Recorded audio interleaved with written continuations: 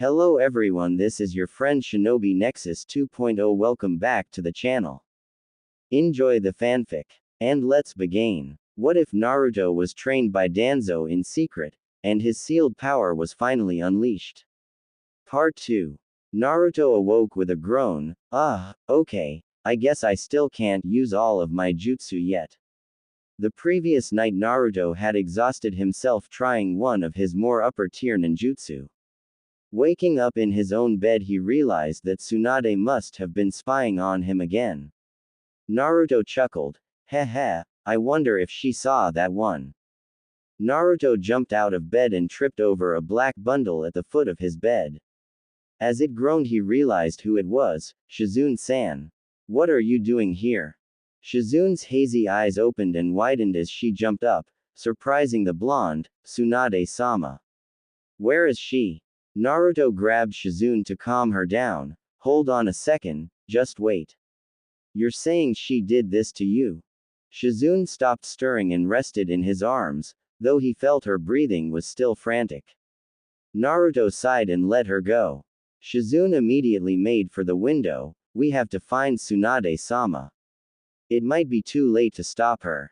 As Shizune left through the window, a kunai buried itself to the right of her head into a wall. They both turned to see Jiraiya standing on the ledge uneasily. Where's Tsunade?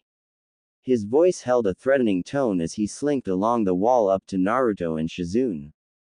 Naruto took note of Jiraiya's condition. Geez, Ero-sennin, what the hell happened to you? Jiraiya sat on the ledge and experimentally flexed his arms. Tsunade drugged me last night. I should have known better. She wasn't as pissy as she usually was when she drank with me. Naruto's attention was drawn up at an adjacent rooftop. But when he peered up, he saw nothing. Shizune had gone to fetch Jiraiya an antidote to whatever Jiraiya had ailing him. She ran back and handed Jiraiya a GL of water and some crushed up pills. Sorry Jiraiya-sama, there isn't an antidote to the poison, this should even you out though. Jiraiya took the pills and swallowed them with the water. Thank you, Shizune. When Naruto's attention returned to the roof, he could no longer sense anyone's presence. Naruto looked at Shizune. It's Orochimaru, isn't it? Shizune looked surprised. Naruto looked over to Jiraiya. How you feeling, Ero-sennin? Jiraiya crushed the GL in his hands. It's not much. My chakra is still fluctuating, but it'll have to do. Shizune looked down sadly. Orochimaru came to us last week with an offer. Restore his arms and he'll return Tsunade-sama's most precious people to her from the dead. She looked at Jiraiya hopefully. Today is the day they meet. We might still be able to keep her from doing it. Jiraiya stood. So how are we going to find her? Shizune grabbed Tun-Tun and jumped to the ground before placing the small pig onto the ground. We need your help, Tun-Tun. Can you find Tsunade-sama for us? The pig oinked as it sniffed at the ground. Jiraiya and Naruto dropped down around them just as Tun-Tun began oinking wildly at Shizune. Shizune turned to the other two with her. Tun-Tun has her scent. Come on, it's this way. They returned to the area of the ruined castle and found even more signs of destruction, though they were newer. Naruto smiled at the sight of the pulverized wall. It looks like the old bat turned him down. Jiraiya nodded. Yeah, that might not be so good for her though. Come on, we still have to find her. As they ran into a field, they found Tsunade being beaten by Kabuto. Shizune shouted for her mistress as she ran over to her side. Tsunade-sama. Naruto and Jiraiya waited close by as Shizune took out a handkerchief and wiped blood from Tsunade's face. Naruto looked at the scene in confusion. Ero-sennin, what's going on here? Is it a genjutsu or something? Jiraiya shook his head in the negative. Tsunade has hemophobia. She's afraid of blood, kid. Even the sight of it messes her up and makes her like that. Right now she's utterly useless. Naruto looked out at Orochimaru, whose arms were wrapped up, but Naruto could see faint traces of blood coming through. Next to him was Kabuto, who was wearing a headband with a musical note on it.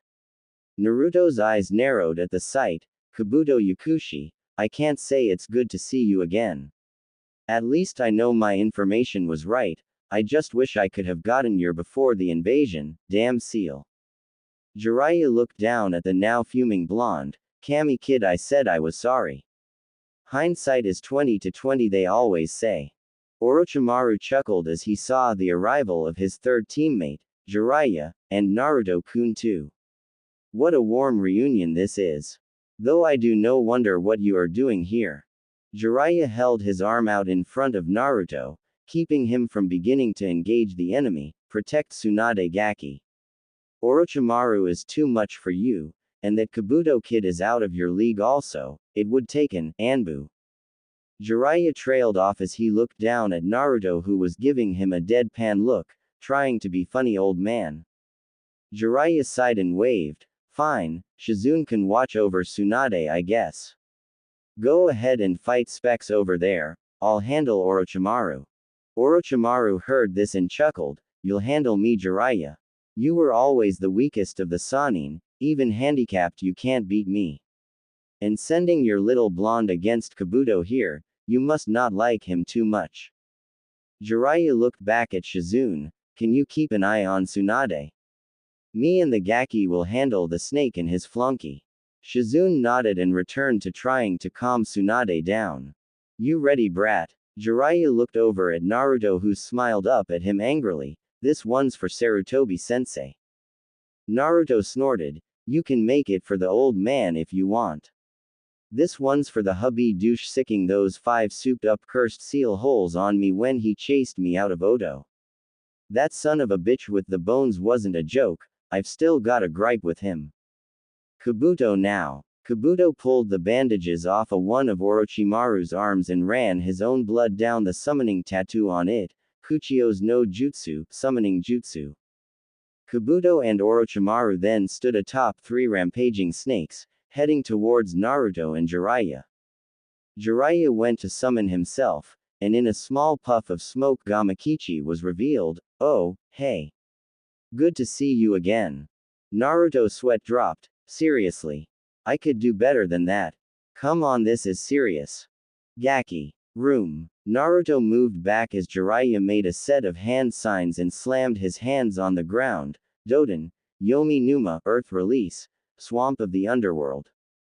The ground in front of him turned into a dark murky substance, trapping the snakes within, disabling their movement. Jiraiya audibly cursed, damn it. It isn't very deep at all. I must still be under the effects of Tsunade's drug. Naruto shook his head, man arrow Sennin, you sure do suck today. Come on, we don't need any help right now anyway. Naruto turned to Gamakichi, go over to the lady in black and the blonde woman and stay put. This won't be a nice battle. Gamakichi hopped off as the battle stalemated. Jiraiya and Naruto both launched out at their chosen opponents, who broke off to confront them separately. Jiraiya began ulting Orochimaru, who was noticeably unable to attack using his arms, instead lashing out with kicks and slipping away from Jiraiya's ult.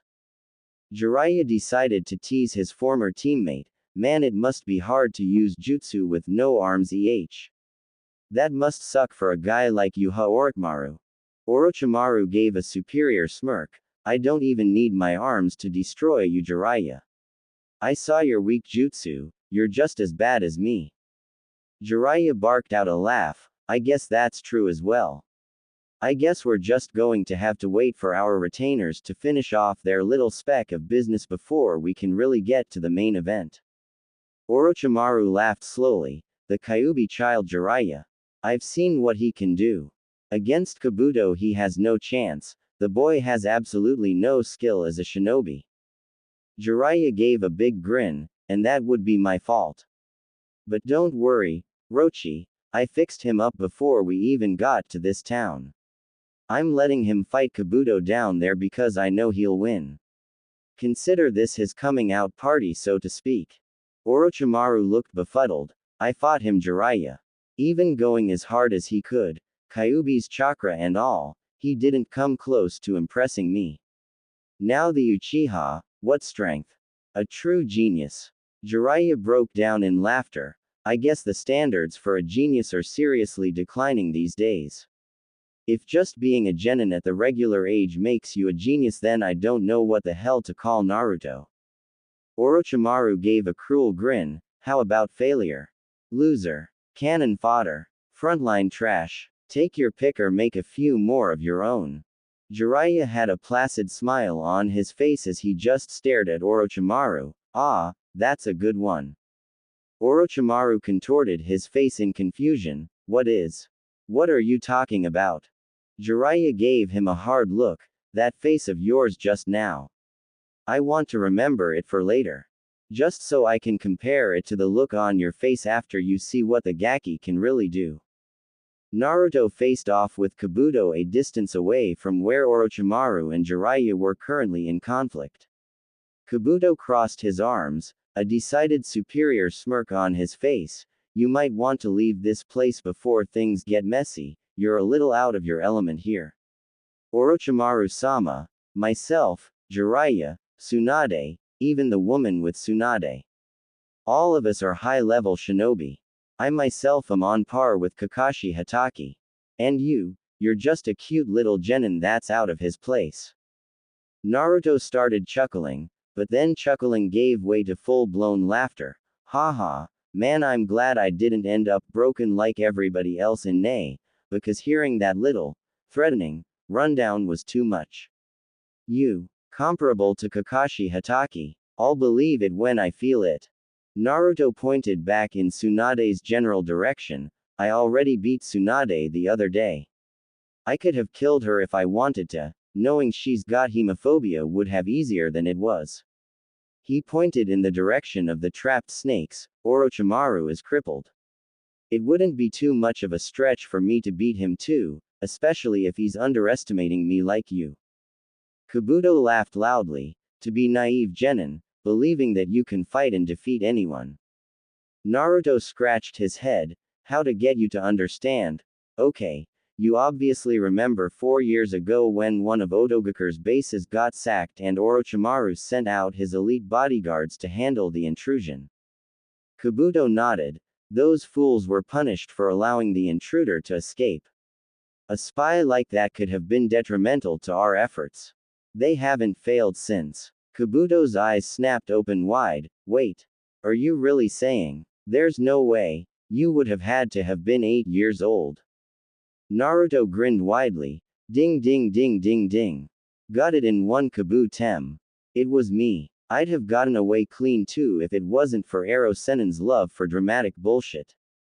Who blows up the information depot during a reconnaissance mission? Honestly, how is that stealth? Kabuto pointed at him accusingly. No way. From what I've seen and from the information on you, you're nothing. A low-level genin. Naruto chuckled. Well, that's what the Konoha records had on one Kabuto Yakushi also, if you'll recall. We all know how that turned out, right, Mr. Spy? If you were capable of it, then why wouldn't I be? I didn't even have to join any ranks and keep suspicion off like you did. All I had to do was not get caught.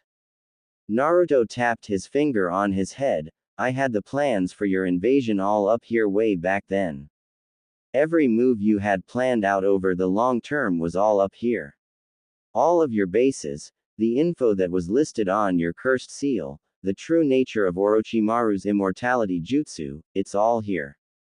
The only reason your invasion had even half of a chance of even getting off of the ground was because of some unfortunate business that ended with me getting my memory and abilities sealed off before I could tell the necessary people.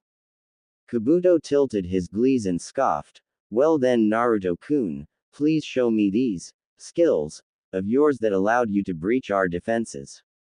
I'm in need of a new form of entertainment after all. Naruto nodded sagely. Ah, I see. I guess it would get boring being Orochimaru's Muppet after a while.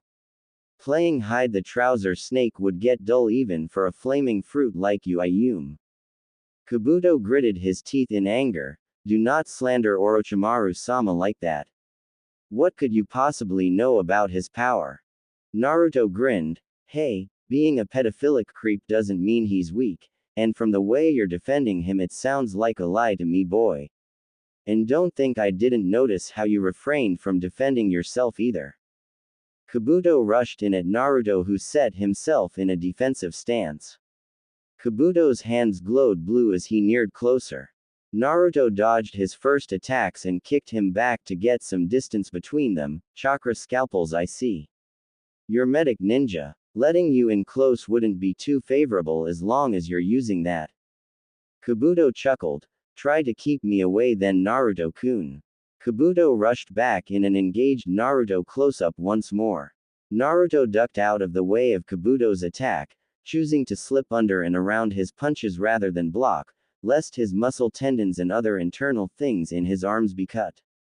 He also had to watch it when he threw a punch or kick of his own to make sure that Kabuto didn't cut anything by simply blocking or parrying his moves. Naruto dodged even more of Kabuto's potentially fatal strikes, grunting in effort, "You're really annoying to fight. You're really fast, even for a medic nin." Kabuto's confident smirk returned. "Like I said, Naruto-kun, you're all talk. You're not on my level." Kabuto overextended on one of his attacks and allowed Naruto to spring out of close range. Naruto immediately began tossing out kunai at Kabuto, who dodged deftly and chuckled, "Simple kunai, Naruto-kun. That honestly can't be your best."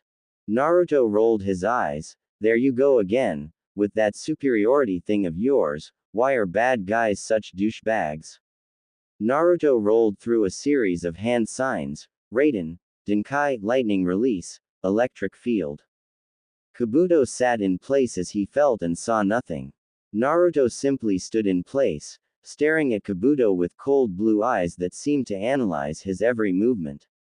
Kabuto simply strolled forward. "You must not have that jutsu down quite yet, Naruto-kun.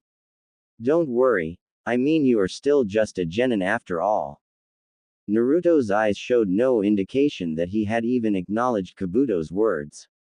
Kabuto shrugged and strolled forward, reactivating his chakra scalpels once more, until a sharp jolt of electricity thrusted him backwards. "What is this? Didn't you hear me call out the jutsu?" Naruto kept his gaze on Kabuto, only this time he had a smirk on his face. "You didn't really think that I was that bad at using kunai, did you?" Kabuto turned to see a small spark of electricity coming from one of the kunai. He then noticed that the weapons Naruto had thrown were strewn about in a rough circle around him, a barrier jutsu. "I really have been underestimating you." Naruto made more hand signs. "I'm not done yet. From here I can branch off into tons of stuff, just watch." Raiden. Denki Maihimu, lightning release, electric mayhem. Kabuto heard multiple snaps of electricity going off around him before a burning jolt hit his body. As he caught his breath from the sudden zap, he could actually see random pulses of lightning rushing from kunai to kunai. Another shot hit him and dropped him to the ground while he was analyzing the jutsu. Kabuto was breathing raggedly as he turned his head towards Naruto, whose hands were held out at the field surrounding Kabuto. "Do you like it? This jutsu lets me just trap and torment you in there until you black out or just die. The more chakra I pump into it, the more frequent the bursts of electricity will come. The only thing is that I can't control the lightning coursing through the field, but it still has a great chance of hitting you, as you've felt." Naruto channeled more chakra into his attack, forcing the snapping sounds of electricity to sound off more frequently. Kabuto shakily rose to his feet once more but was quickly struck back down. Before he could even try to rise again, he was hit one more time. Kabuto growled to himself and sunk into the ground before another bolt could hit him. Naruto simply stood in a position to move quickly and jumped aside as Kabuto's hands emerged from the ground to grab at his legs. Naruto landed and formed three cage bunshin who swarmed around Kabuto, launching attacks up close. Kabuto had somehow recovered enough from being electrocuted to fend off and dispel the bunshin without too much trouble. Kabuto looked at Naruto, who was once more giving him a cold stare. "That was a pretty effective jutsu, Naruto-kun. If I couldn't dig my way out, I don't know how I would have escaped it." Kabuto's hands glowed green as he ran them over his torso to heal himself. "You're quite a troublesome opponent." Naruto tapped his foot impatiently while Kabuto healed. Well, while you're doing that, Naruto made more hand signs and thrusted his fists out at Kabuto. Fujin Seiken, Wind Release, Divine Fist of the Wind God. A visible ripple of air flew at Kabuto and hit him like a high-speed cart, sending him flying back, rolling head over heels bonelessly until he came to a stop. Naruto smirked as he saw Kabuto cease his backwards movement. You still alive over there? Kabuto stood up once more with blood trailing down his chin. That was a solid hit there, Naruto-kun. I was right, you are a troublesome opponent. Naruto scoffed at Kabuto's pseudo-praise. Oh really? I thought I was just a genin that was out of his element. If all it took to get your praise was in kicking, then when I go back to Konoha I guess I'll have to start dealing them out en me. Shizune had cleaned the blood from Tsunade's face quickly but found that she was still lacking response. She had taken to watching Naruto fight Kabuto, seeing as how Jiraiya and Orochimaru were too far away to find, and that she didn't know whether or not Naruto would require her backup. Much to her surprise and delight, however, Naruto was capable of handling Kabuto handily. Were it not for the fact that Kabuto was a medic ninja, she was sure that the accumulated damage of Naruto's attacks would have beaten him. Tsunade's eyes had been affixed straight ahead ever since Kabuto had splattered her with blood, so she actually had been watching Naruto fight Kabuto the entire time. Watching him fight off the silver-haired medic, she realized that she had been extremely wrong in her first impressions of him. He shot his mouth off when they first met, not because he was too confident in his own abilities, but because he found her pathetic. He truly did. Someone with such a famous name, such a famous lineage, and such talent and legend known around the elemental nations was so bitter and disenfranchised. So much so that she let her skills fade enough for someone like himself to get the better of her. That shouldn't have happened, no matter how dangerous he was. When she had seen him train for the entire week, she had been amazed. His attempt to use a range of high-level techniques was something she had never seen from a boy so young. After he was done with one, he would move right on to the next one. If he couldn't get one to work, he would attempt it until he could force it, or until he dropped out of exhaustion. The spark she could see in his blue eyes while he trained was the antithesis of what could be found in them in battle. In training he would laugh, chuckle, crack jokes at himself and show his spirit and emotion. In battle he kept things bottled, only choosing to take snide verbal shots at his opponents to get the upper hand. She had to rub her eyes a few times as she watched him train, because his actions in training reminded her so much of her deceased younger brother Nawaki. Gamakichi hopped on her shoulder and looked out at the fight excitedly. Man, my bro is kicking out there. She unconsciously clenched her fist around her necklace as the battle carried on. Maybe, just one more time, she could believe in someone. Kabuto pulled out a hooked kunai. As enlightening as our little skirmish has been, Naruto-kun, it's time I put an end to this. Orochimaru-sama is a busy man, we all have work to do. Naruto nodded and pointed back at Tsunade. Yep, I agree. Right now I have to go drag Ba-chan back to Konoha. But I also have a bet to win. Luckily for me, you're going to help me with that. Naruto snapped his fingers as two pairs of arms shot up from the ground and grabbed Kabuto's legs and arms, holding him in place. Kabuto tried to shake them off, but the grip was iron. What? What is this? A familiar voice sounded off from behind where he was grabbed.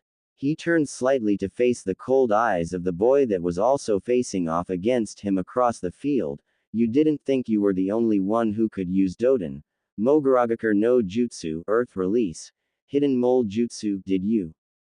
Kabuto looked ahead of him to see Naruto smirking. Now I've got this new jutsu I was taught, but I never got to use it on any real people before.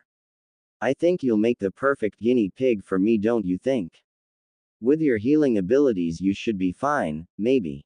Meh, it's not like I really care anyway. Naruto charged up chakra into his hand.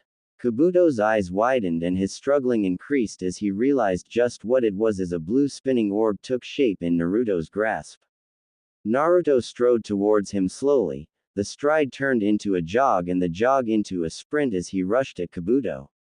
He thrusted the attack out and into the exposed body of Kabuto, Rasengan. Naruto ignored the blood flying as the attack tore into Kabuto's body and sent him flying off into a nearby boulder. Naruto turned towards Tsunade and walked with a purpose over to her and Shizune. When he got close, a goofy grin appeared on his face. I do believe you owe me that necklace of yours, Ba-chan. Orochimaru's jaw dropped low as he had just seen Naruto handily dispatch his right-hand man. A clicking sound brought him back into awareness as he saw Jiraiya holding a camera. Ah, that's a good one. Orochimaru gritted his teeth. Such power. He's too dangerous to leave alive. I have to kill him here before he gets too strong. Orochimaru flew off of the snakes at Naruto. Jiraiya tried stopping him but was tossed aside. Tsunade's drug had yet to wear off. As he launched himself at Naruto, his sword, Kusanagi, emerged from his mouth. Naruto's back was turned to the murderous Sannin as he closed in, sword out and about. As he was talking to Tsunade, his senses went off and he drew his sword, turning around in the nick of time just to block Orochimaru's strike. Naruto's eyes widened as he realized just who he was crossing blades with. Orochimaru Tem, nice to see you again. He noticed the arms of Orochimaru. The old man really did a number on you back in Konoha, didn't he? Orochimaru hissed at the boy as he pushed against him. Just die, boy. You'll ruin my plans for the future. He pulled back and began slashing at Naruto, who held up his defenses, slowly backing up due to his surprising strength.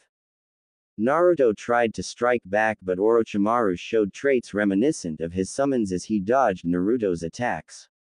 Naruto had to take great care as he slipped around Orochimaru's strikes. Even a scratch from the legendary weapon could poison him, a tactic that Naruto had to somewhat respect, a good way to ensure victory for sure.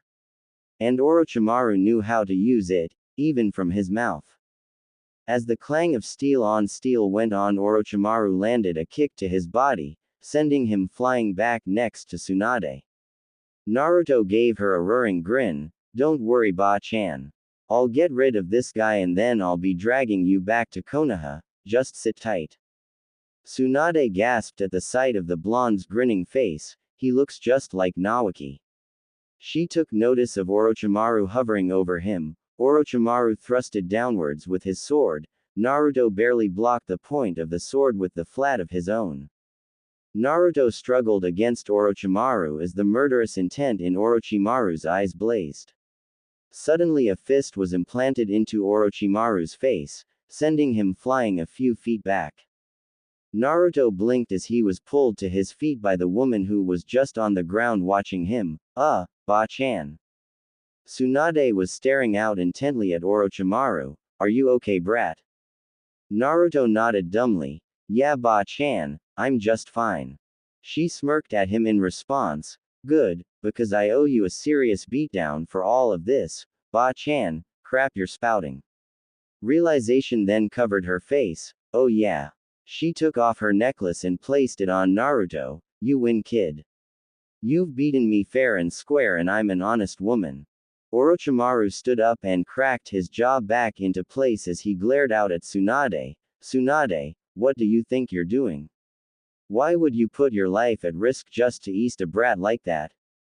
Tsunade cracked her knuckles. I would risk my life because I am Tsunade Senju, granddaughter of the Shodai Hokage, grandniece of the Nadaime Hokage, and as of today I am the Godime Hokage of Konohagakure no Sato. Naruto and Shizune appeared at her side. You tell him, Ba-chan. Now let's kick his and go home already. Orochimaru-sama. Kabuto landed by his side and drew more blood down Orochimaru's summon tattoo to call upon another summon. Naruto blanched as he saw Kabuto still moving. What? I ripped him apart. He should be dead. Naruto. Naruto rushed off to Jiraiya's side to summon for him. Bring out Gamabunta. Naruto nodded and summoned for him and Jiraiya. Tsunade followed suit and summoned her own boss creature. As 3 MIV puffs of smoke went up across the landscape, the smoke cleared to reveal a MIV snake, Slug, and Toad, all looking at one another. Gamabunta let out a puff of smoke from his pipe. Well, if it isn't Manda and Katsuyu. How long's it been since I've seen you two? Jiraiya looked down from where he and Naruto were standing on his head. Bunta, we need your help for this one. So are you in? Gamabunta let out another puff from his pipe. Sure, why not? I guess now I can finally get that snakeskin wallet I've been wanting. Naruto smirked. What would a giant toad want with a snakeskin wallet anyway? Naruto looked over at Kabuto standing on Manda next to Orochimaru. I swear that Rasengan should have killed him. I hit him dead on. I splattered his innards all over my face and everything. Jiraiya looked at Naruto momentarily. If he's anything like his master, then he's a bastard to kill. Don't worry, kid, we're settling up right now. Tsunade looked out at Orochimaru from atop Katsuyu. This is it, Orochimaru. After this there will be one less Sannin in the world. Orochimaru simply chuckled while Manda hissed under him, Orochimaru. What do you think you're doing summoning me out here? Kabuto tried to calm the Miv snake down. Manda, we just. Silence, whelp. I won't bother speaking to a flunky like you. Manda turned angry eyes to the top of his head. When this is over, I'll be expecting over 100 sacrifices. Orochimaru smirked. Of course. Nothing less for you, Manda. Kabuto let out a breath he didn't know he was holding. Thank goodness. If Manda knew Orochimaru-sama couldn't use jutsu, he might just eat us. Jiraiya patted Naruto on the head. Alright, kid, it's deadly serious now. Stay out of things unless I say otherwise. Even if you think you see an opening, it's probably a feint. Naruto snorted and slapped Jiraiya's hand from his head. I'm aware of the level of this fight, Ero Sennin. And I'm also not stupid enough to fall for any half-ed feints. As far as I'm concerned, I'm your trump card if anything. Jiraiya looked at Naruto in a confused manner. How so, Gaki? Naruto smirked. Think about it. Orochimaru can't use his arms to use jutsu.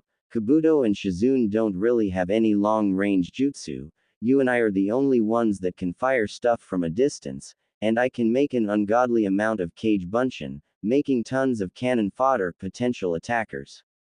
I'm your ace in the hole here. Jiraiya chuckled. Well, I guess that's one thing about you that didn't change. You always want to be in the fight. Naruto scratched his head. Yeah, I guess it's in my blood or something. Jiraiya patted Gamabunta on the head. Let's go, Bunta. Gamabunta drew his tanto and rushed at Manda, who slithered away rapidly, surprising Naruto. Damn. That big snake is ridiculously fast. Manda moved to Gamabunta's blind spot and attempted to bite down on him, poisonous fangs glistening in the sunlight. Gamabunta jumped aside in time to dodge the strike and hopped away. Katsuyu moved in and launched acid from her mouth at Manda. Once again showing deceptive speed, Manda slipped away and rushed Gamabunta. The boss toad lifted his sword to block Manda's bite, but with a swing of his tail he knocked the sword out of Gamabunta's webbed hands. Katsuyu launched more acid out at Manda, but he dodged before it could hit. Manda rushed over to Katsuyu and began constricting her. Tsunade noticed her boss summon in dire straits. Katsuyu, separate. The Miv slug did as commanded and broke off into tons of smaller forms, disorienting Manda, who had been wrapped around her at the time. Jiraiya and Gamabunta decided to take advantage of the momentary advantage given to them. Gamabunta jumped back to gain some space while Jiraiya on his head went through hand signs. Gamabunta. Give me some oil. Gamabunta spat out a glob of oil as Jiraiya held his fingers to his mouth to make a fireball. Kaden. Gamayu Enden fire release. Toad oil flame bullet. The Miv firestream that followed engulfed Manda, seemingly melting his figure. However, it revealed to simply be a snakeskin. Manda then burst from the ground behind Gamabunta. Naruto, who had been sitting back the entire time, saw this and whipped through hand signs. Fujin Seiken, wind release. Divine fist of the wind god. Naruto shot out a double-fisted punch at Manda, who recoiled with the markings of fists on his face. Manda hissed as he coiled himself up, the stinging marks still evident. Little brat. Jiraiya grinned at the shot Naruto had taken at the powerful summon until he blinked. Wait. Where's Tsunade? Right on cue, Tsunade flew at Manda, holding Gamabunta's tanto and slammed the blade through his mouth, pinning him to the ground. Naruto's eyes widened at the feat of strength. Arrow Sennin, remind me to never pull the crap that I tried when I first met Ba-chan ever again. Jiraiya patted his head. Well, first of all, calling her Ba-chan is just asking for it. Naruto scoffed. That's pushing it. If I won't stop calling you Arrow Sennin, then how can she stop me from calling her Ba-chan? Super strength beatdown be damned. Tsunade ran up Manda's body and began pummeling Orochimaru while Kabuto's attention was held by Shizune. Naruto's sweat dropped at the sight of the snake Sannin taking such a beating. Why, you think we should jump in or something? Jiraiya had his telescope out with a stupid grin on his face. Nah. Tsunade's got it, kid. Naruto's eye twitched as the fight persisted. No, I mean for Orochimaru. His facial structure has to be liquidated by now. Kami, let it be known that the guy can take one hell of a punch if nothing else. He can't even get up a guard to block. That sucks. Tsunade sent him flying with one last miv shot. Kabuto rushed to his side and picked him up. Orochimaru glared out at Tsunade. Damn you, Tsunade, my plans have failed for now. Do not think this is over. There is still another way to heal my arms, and the next time, I'll kill you both. With that being said, he and Kabuto sunk into the earth to make their escape. Naruto, Jiraiya, and Shizune appeared next to her as all of the summons had long since dispersed. Jiraiya slapped Naruto on the shoulder. Good job, brat. A high-level fight like this is over and you aren't an ugly red smudge on the landscape. Naruto sighed and rolled his shoulder. No respect. I don't get no respect at all. Shizune smiled and kissed him on the cheek. I respect you, Naruto-kun. Naruto chuckled in disbelief and shook his head with a slight smile on his face, and that somehow made this day of bullshit somewhat worth it. Thank you, Shizune-chan. Tsunade smirked as she walked over to Naruto. Well then, brat. You won the bet, got the necklace, and now we're going back to Konoha. What are we going to do now? Naruto stood still in thought for a moment before turning on his heel and heading back to town. He waved over his shoulder as he walked away. We just got through fighting Orochimaru and I've been training non-stop for about a week. I'm going to go sleep like the dead. You guys can go do whatever the hell you want. The armed adults had a chuckle as they heard Naruto grumbling about Kabuto's blood being all in his clothes. Tsunade shook her head at his retreating figure. He's going to be a fine man one day. And perhaps a fine Hokage too. Jiraiya put a hand on her shoulder. You don't know the half of it. A lecherous grin came upon his face. Now that that's all done, a woman like you can't be seen in clothes with blood all over them. That's a travesty. It should be a dress or nothing. Luckily for you, I happen to have no dress back in my room. Naruto could only shake his head as the sounds of a solid thwack, followed by Jiraiya flying overhead towards town, rang out. The walk back to Konoha had been entirely uneventful, and this is what terrified Jiraiya more than anything else. Naruto had said no more than 5 sentences to him over the course of the trip home. And whenever he did, it was simply business. He spoke to Tsunade and Shizune on a regular basis. He had gotten along quite well with Tsunade's dark-haired attendant, go figure. But whenever Jiraiya would try to jump into the conversations, Naruto would either end them, or simply box him out. Apparently he had been telling the truth and no just shooting the shit when they started. He would be professional because they were on a mission, and now that it was all but over, Jiraiya was starting to see just how Naruto was feeling about him. Upon their arrival in Konoha, they all headed up to the Hokage Tower to get Tsunade introduced and situated, grilling by the Sandame's old advisors included.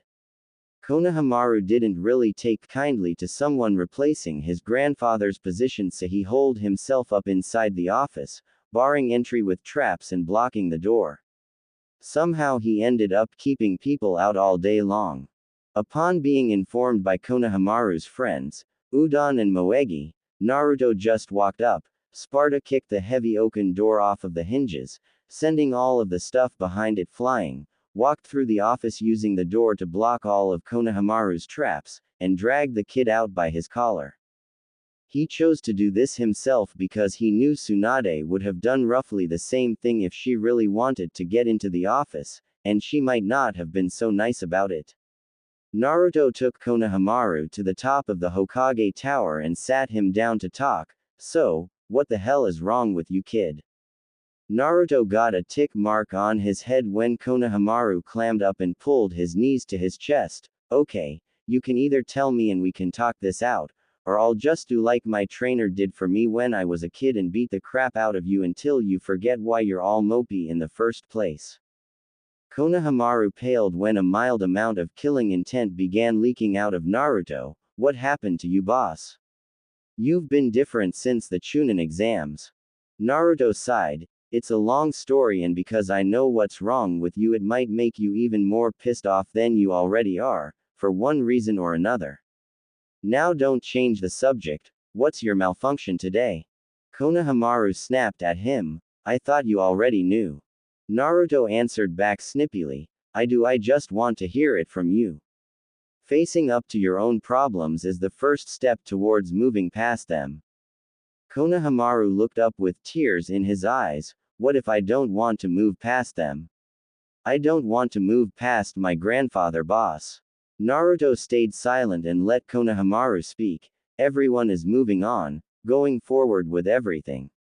It's like he was never here. He was the Hokage boss. And everyone's going to forget about him. Naruto steeled himself. He really didn't feel like touching anything that involved Sarutobi with a 10-foot pole right then, but this kid needed him, and being a ninja means doing things that you don't want to for the greater good. Look, Konohamaru, he was the Hokage for many years, longer than anybody else, he had a long reign, and he's done so much for this place. I'm sure everybody has a standout memory of him. Naruto then grumbled under his breath, Kami knows that I do. Naruto shook off that dark line of thinking. The point is that someone that has touched so many people can never truly just disappear. Trust me, brat, chances are that they'll be talking about him long after we're dead. You can go up to just about any of the ninja in this place and the majority of the civilians, and they can probably give you some stories. Konohamaru started drying his eyes. What about you, boss? What kind of stories do you have of Grandpa? Naruto held back a frown. I don't think you're old enough to hear about my story of the old man. Maybe one day I can tell you, but it's better that I don't right now. Naruto patted Konohamaru on the head. Do you feel better now? Konohamaru nodded. Are you going to cry a bitch around me again anytime soon? Konohamaru shook his head. Good. Naruto picked the kid up and sent him off on his way. He made his way back to Tsunade's office, where she had of Chunin picking up the mess left by Naruto going hard on the door. Seated behind what was soon to be her desk, she smirked upon seeing the young shinobi enter. Nice mess, Gaki. Why did you kick my door? Naruto raised an eyebrow. 2 reasons, you would have done it yourself eventually, and, honestly, I've wanted to do that for years, that just gave me an excuse. Naruto took a seat as the last of the mess was cleaned and the door was put back. Tsunade took on a business face when the door was shut. So what's going on with you and Jiraiya? You weren't speaking to him at all on the way back. Naruto locked eyes with the older blonde. Are you sure you want to hear this? It's not something really vital for you to know. And I'm also pretty sure it's a village secret, probably above me being the Kyuubi Jinchuriki. Tsunade's eyes widened momentarily before she smirked. Well, I'm going to be Hokage now, right? What's a village leader without a few dark little secrets? Naruto chuckled. Get comfortable, because you're going to be sitting there for a while asking me questions and stuff. Tsunade frowned and pulled a bottle of sake from the desk. Naruto's sweat dropped. Wow, you certainly stashed that quickly, didn't you? Tsunade scoffed as she pulled out a cup. It's not mine, smart. Sarutobi-sensei left it there before I ever even got here. Naruto sharply inhaled breath. That's right, the old man did train you 3 twisted Sannin, didn't he? That might make this an uncomfortable conversation. He snapped his head around. No Anbu guards. Tsunade shrugged. I'm not Hokage yet, kid. I still have to get through coronation first. It's just us for now. Naruto kept silent as he thoroughly checked the room before he looked to Tsunade once more. So did Ero Sennin tell you anything about me? Tsunade nodded. What do you know? Tsunade poured herself a cup. Other than the stuff that I already knew, he let me in on your base character and stuff. Apparently he left out the scary battle phase part. Naruto clenched his hands together as he set his chin on them. That's because he didn't know about it. I didn't used to be a goofy loud up until a few years ago. I was more like I am now, calm, collected, focused, and I had something of a mean streak too. Tsunade looked confused. So your personality changed? How is this a secret? Naruto shook his head. It's not that my personality evolved, it's how it evolved. Haven't you noticed that I'm too good for my own good at fighting? I shouldn't have been able to stop Orochimaru's surprise attack on me back in Tanzaku-gai if I was just a genin, hell, even a chunin. I was spamming jutsus that I shouldn't know how to do and fighting on par with a Junin level ninja. Tsunade flashed back to all of the things he had done since she had met him, and then she realized. Flashback. Tsunade's eyes drifted over to him. So who's the brat Jiraiya? Jiraiya looked at Naruto, who was wearing an unreadable expression, minus the twitching. This is Naruto Uzumaki, my new apprentice. Naruto's eyebrows shot up. Apprentice? Since when? Jiraiya smirked at the boy. Since you signed the Toad contract before the invasion, kid. Congratulations. Naruto grumbled and placed his face on his hands. Great, the guy that locked away my strength and skill wants to make amends and teach me how to fight again. Kabuto pointed at him accusingly. No way. From what I've seen and from the information on you, you're nothing. A low-level genin. Naruto chuckled. Well, that's what the Konoha records had on one Kabuto Yakushi also, if you'll recall. We all know how that turned out, right, Mr. Spy? If you were capable of it, then why wouldn't I be? I didn't even have to join any ranks and keep suspicion off like you did. All I had to do was not get caught. Naruto tapped his finger on his head. I had the plans for your invasion all up here way back then. Every move you had planned out over the long term was all up here. All of your bases, the info that was listed on your cursed seal, the true nature of Orochimaru's immortality jutsu, it's all here. The only reason your invasion had even half of a chance of even getting off of the ground was because of some unfortunate business that ended with me getting my memory and abilities sealed off before I could tell the necessary people. End flashback. Tsunade looked at Naruto and locked eyes with him, taking note of the scar over his right eye and how he was patiently waiting for the point to hit her. There was something done to you back then, and Jiraiya was the one who did it.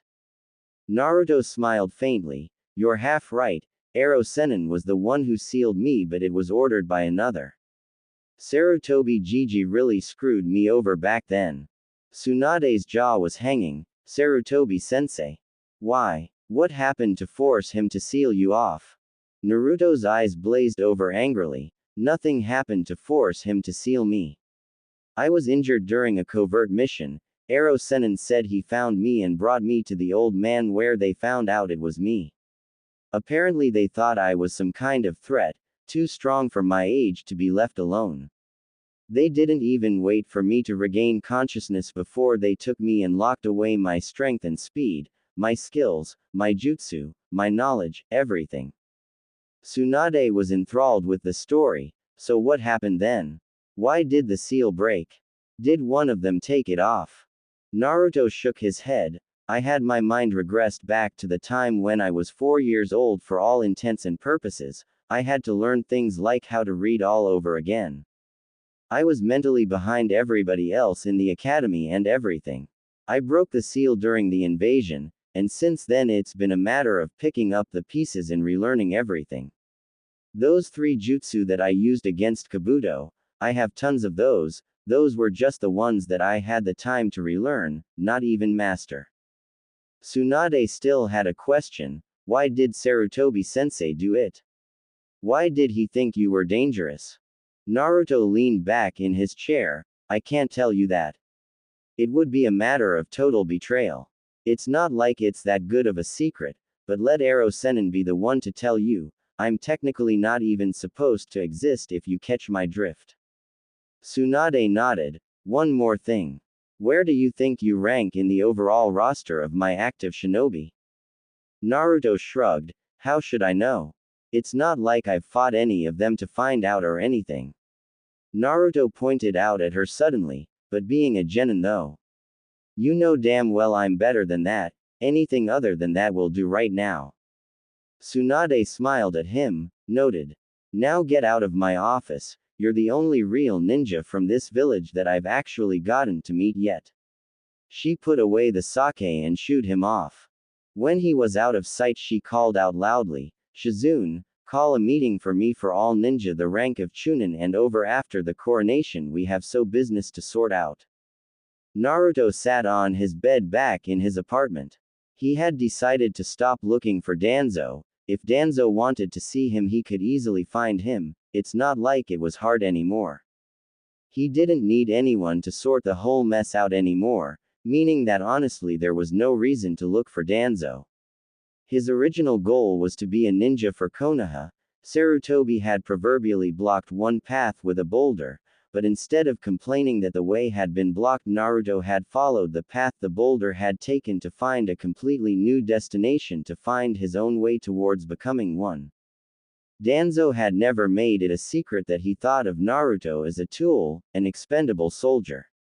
While Naruto had more value than most if not all of his other operatives, when your house burns down you don't grab the stuff inside, you just run, and when Naruto was caught on the job and exposed, Danzo had to wash his hands of him. It was all he could have done. Give them Naruto and cut your losses. The only thing a man like Danzo doing the things he was doing had as an option. He knew Jiraiya would be confronted by Tsunade about sealing him. He knew he'd tell her what he and Sarutobi had learned about Nei, and try to color her opinion. But honestly, loyalty only went so far as Naruto was concerned, and being blacklisted by Nei pretty much got rid of his loyalty. If you don't want me, I don't need you, was the way he saw it. The best Danzo would get from him at this point was him keeping his mouth shut about Nei, which was all he was going to do in the first place. Jiraiya's arrogance in his own ability to gather information kept him from ever asking Naruto what he knew about Nei, thinking that Naruto had been a young flunky and didn't have much information. It's always fun to have preconceived notions, isn't it? Not really smart though. Naruto knew quite a bit. He had been trained by Danzo almost personally and had information given to him by the man himself. No misdirection necessary. Naruto would never have broken to torture. It had been made sure of and tested thoroughly because Danzo never placed the seal, ensuring he would be quiet about Nei on him. Therefore Danzo told him things. Everybody needs at least one confidant. But that was not important either. He was now a Konoha ninja, no longer in Nei. He answered to another higher up and belonged to their forces now. Naruto groaned as he sat up in a meditative position. The last thought he had before slipping into his own mind was that he was still a weapon. He had just been lost and collected by another. Naruto opened his eyes to reveal himself standing at the door of his own apartment. Naruto sighed. Well, it's better than a sewer, I guess. He opened the door and walked through his mindscape apartment to find a dog-sized fox with 9 tails and a collar asleep on what was supposed to be his bed, obviously the Kyuubi. The Kyuubi's ears twitched as he drew closer and it sat its head up to let out a vulpine yawn. Hello, Kit. I have to say, it's a major improvement over the sewer. Naruto sat on the bed next to the fox and looked over at the awakening Biju. I can see you're enjoying it. It's still not as cool as it used to be though. If I want to see my own apartment then I sure as hell wouldn't come in here. The fox growled in comfort as Naruto shook his head with a faint smirk. So is my mind good enough to broker out the old deal again or what? Kyuubi cracked open an eye and stood to walk over to Naruto. Well, since I can make physical contact with you again, we can do this right now. Anything you want to add? Anything you didn't like? You want to get rid of the trigger? Naruto raised his eyebrow. No, I like the trigger. Hell no, we're keeping that. That was always cool. Keep that. Also, you can still see and feel everything I do. You can talk to me, but I can still mute you. Spoil sport. Kyuubi butted Naruto with its muzzle. Naruto kept reeling off deals. I get to retrain using your chakra, and I have to get ridiculously strong again, per the first agreement. I still have to kick the guy that helped the Yondaime come up with the seal that imprisoned you and me in the balls, and I think I'll enjoy doing that more than you will. Am I forgetting anything? Kyuubi scratched behind its ears. No, not really. If you want to make another deal or something, I'm always open to negotiations, remember that, kit. And don't wait too long to use the trigger, you know I always liked that move. Naruto stood up and let the Kyuubi lay back down on the bed. Alright, I'm gone. Later, you lazy fox. Kyuubi batted one of its tails in acknowledgement as Naruto left the apartment mindscape. Naruto opened his eyes and sat up to reveal the hazy outline of the sun outside. Damn it, did I black out until morning? Naruto shakily stood up and went into his bathroom to help wake himself up. As he was brushing his teeth, a knock came at his window. Spitting and rinsing his mouth, he then walked over to the window in his bedroom, revealing an Anbu in a bear mask. Kuma-san. I must have slept through Tsunade Bachan's coronation right. The Anbu nodded. Tsunade-sama wishes for you to meet her at the tower immediately. Naruto nodded. Sure thing, just let me change clothes and then I'll go. The Anbu used Shunshin to disappear from sight as Naruto shut his window. Upon changing and leaving his house, Naruto was once again subjected to the usual looks of disdain and scorn from the villagers. Naruto went through a mental checklist as he walked towards the tower. I'm gonna get that guy, that bitch is screwed. Oh, that guy is getting ed when I get free time. Naruto had not lost his luster for pranks, and seeing as how he needed to vent on someone anyway, why not take it out on the people that dislike you regardless? As he arrived in the tower, he found the same Anbu from his house standing in front of the door of Tsunade's office. Hokage-sama is waiting inside, Uzumaki-san. Naruto nodded and entered. Naruto found the office filled wall to wall with many of Konoha's high-level ninja. Naruto sauntered, pushed, slid, and mashed his way through until he reached Tsunade's desk. You wanted to see me, Ba-chan? Tsunade glared at Naruto as she heard snickering coming from the back. Yes, brat. I asked for you to come today so that I could get a general idea of your promotion. I've asked these Junin here because they must know more of what you're capable of than I do. Naruto snorted. Yeah, right.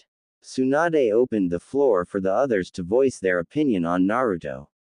Needless to say, most had nothing too flattering to say about the blonde. The only thing most said that was actually good was that he had high reserves, and then the compliments dropped off sharply. Naruto could only stand silently and pondering. That guy's getting it, that guy's getting it. Oh hell no. He called me what? That guy's getting ed. Meanwhile, the Kyuubi was doing some musing of its own. You could kill that guy, you could kill that guy, what the hell? That guy wouldn't last more than 5 seconds against you. How is he getting a say in this? Kurenai then stepped forward to take her turn. Naruto has high chakra reserves and stamina, which lend themselves to him well when he uses Kage Bunshin no Jutsu. Other than that, and an ability to think on his feet, however, I cannot give him a good grade in the other facets of being a shinobi. He is usually reckless and quick to act before thinking. He has poor chakra control due to such high reserves. His taijutsu has almost no true form. He has no aptitude for genjutsu, and other than his aforementioned Kage Bunshin he has no true ninjutsu to speak of. In the back Iruka had to grit his teeth hearing all of these people speak about Naruto as if he was a burden on the program. Asuma pretty much agreed to the same thing, leaving Naruto looking around. Where the hell is Kakashi? Shouldn't someone have my back in here? Asuma looked at Naruto. Good luck with that kid. Kakashi isn't going to show for this until we're 3 hours in. Naruto felt like slamming his head into something, a person or inanimate object. It didn't really matter to him. Tsunade noticed that everyone was done with their opinions and looked to Naruto. Well, we've heard from everyone else, Naruto, so what about you? Do you have anything to say about what you've been told today? You have the floor. Tsunade shivered as a dark grin came upon Naruto's face. He turned to face all of his superiors. Well, speaking personally, you all. As the jaws dropped of everyone in the room, Naruto began walking around the room. You, not you, Iruka-sensei, you didn't say a thing. But yeah, basically, everyone with no real input or a true perspective based on real knowledge. He continued walking around the room. You say my jutsu list is pitiful. Did you ever know if anyone tried to teach me any? Have you ever seen me fight other than the one time against Neji? You say my control is shoddy. Well, if you have enough chakra to make upwards of 1000 Kage Bunshin, then I'd love to see you try and keep it up to snuff. You say my taijutsu sucks. Come and fight me and find out just how bad at it I am. Having an aptitude at genjutsu is kind of hard without someone teaching it to you, isn't it? All of you love to talk about how much you've heard that I suck to make you feel better about your own teams, but none of you have even the slightest idea of what I'm capable of, and while I kind of like that sometimes, right now it's really starting to piss me off. Naruto finished and sat on Tsunade's desk calmly. I can see you all have something to say. So go ahead and say it. The room exploded with Junin and Chunin yelling at Naruto for his disrespect and begging Tsunade to discipline him. Naruto turned to look at Tsunade and shrugged when he saw her maging her temple. Well, you said I had the floor. That means I can say whatever I want. Tsunade sighed in resignment. I suppose I dug my own grave on that one. Asuma calmly stared Naruto down. Do you really think you're ready for a promotion, kid? You didn't come off as a world beater during the Chunin exams. Naruto scoffed. Whatever, and I suppose you'd rather have someone like Shikamaru be promoted then instead of me. Asuma blinked. Actually yes, he showed great strategic thinking and combat savvy. Naruto rolled his eyes. Yeah, and what will he do when he ends up going against someone that can flat out overpower him and disrupt his plans? He's just lucky Tamari got caught up in playing his game. If she really wanted to kill him, she could have just ripped the tree he was hiding in up by the roots with her wind jutsu and crushed him. Hell, I could beat Shikamaru. As a matter of fact, I could beat your entire team if I had to. He looked at Kurenai. I could beat everyone on your team. Hell, I beat Kiba with my chakra and reflexes disrupted an hour after finishing the second stage of the exams with no downtime. Naruto shrugged. You know what? As a matter of fact, I could probably beat Guy's team too. I already beat Neji.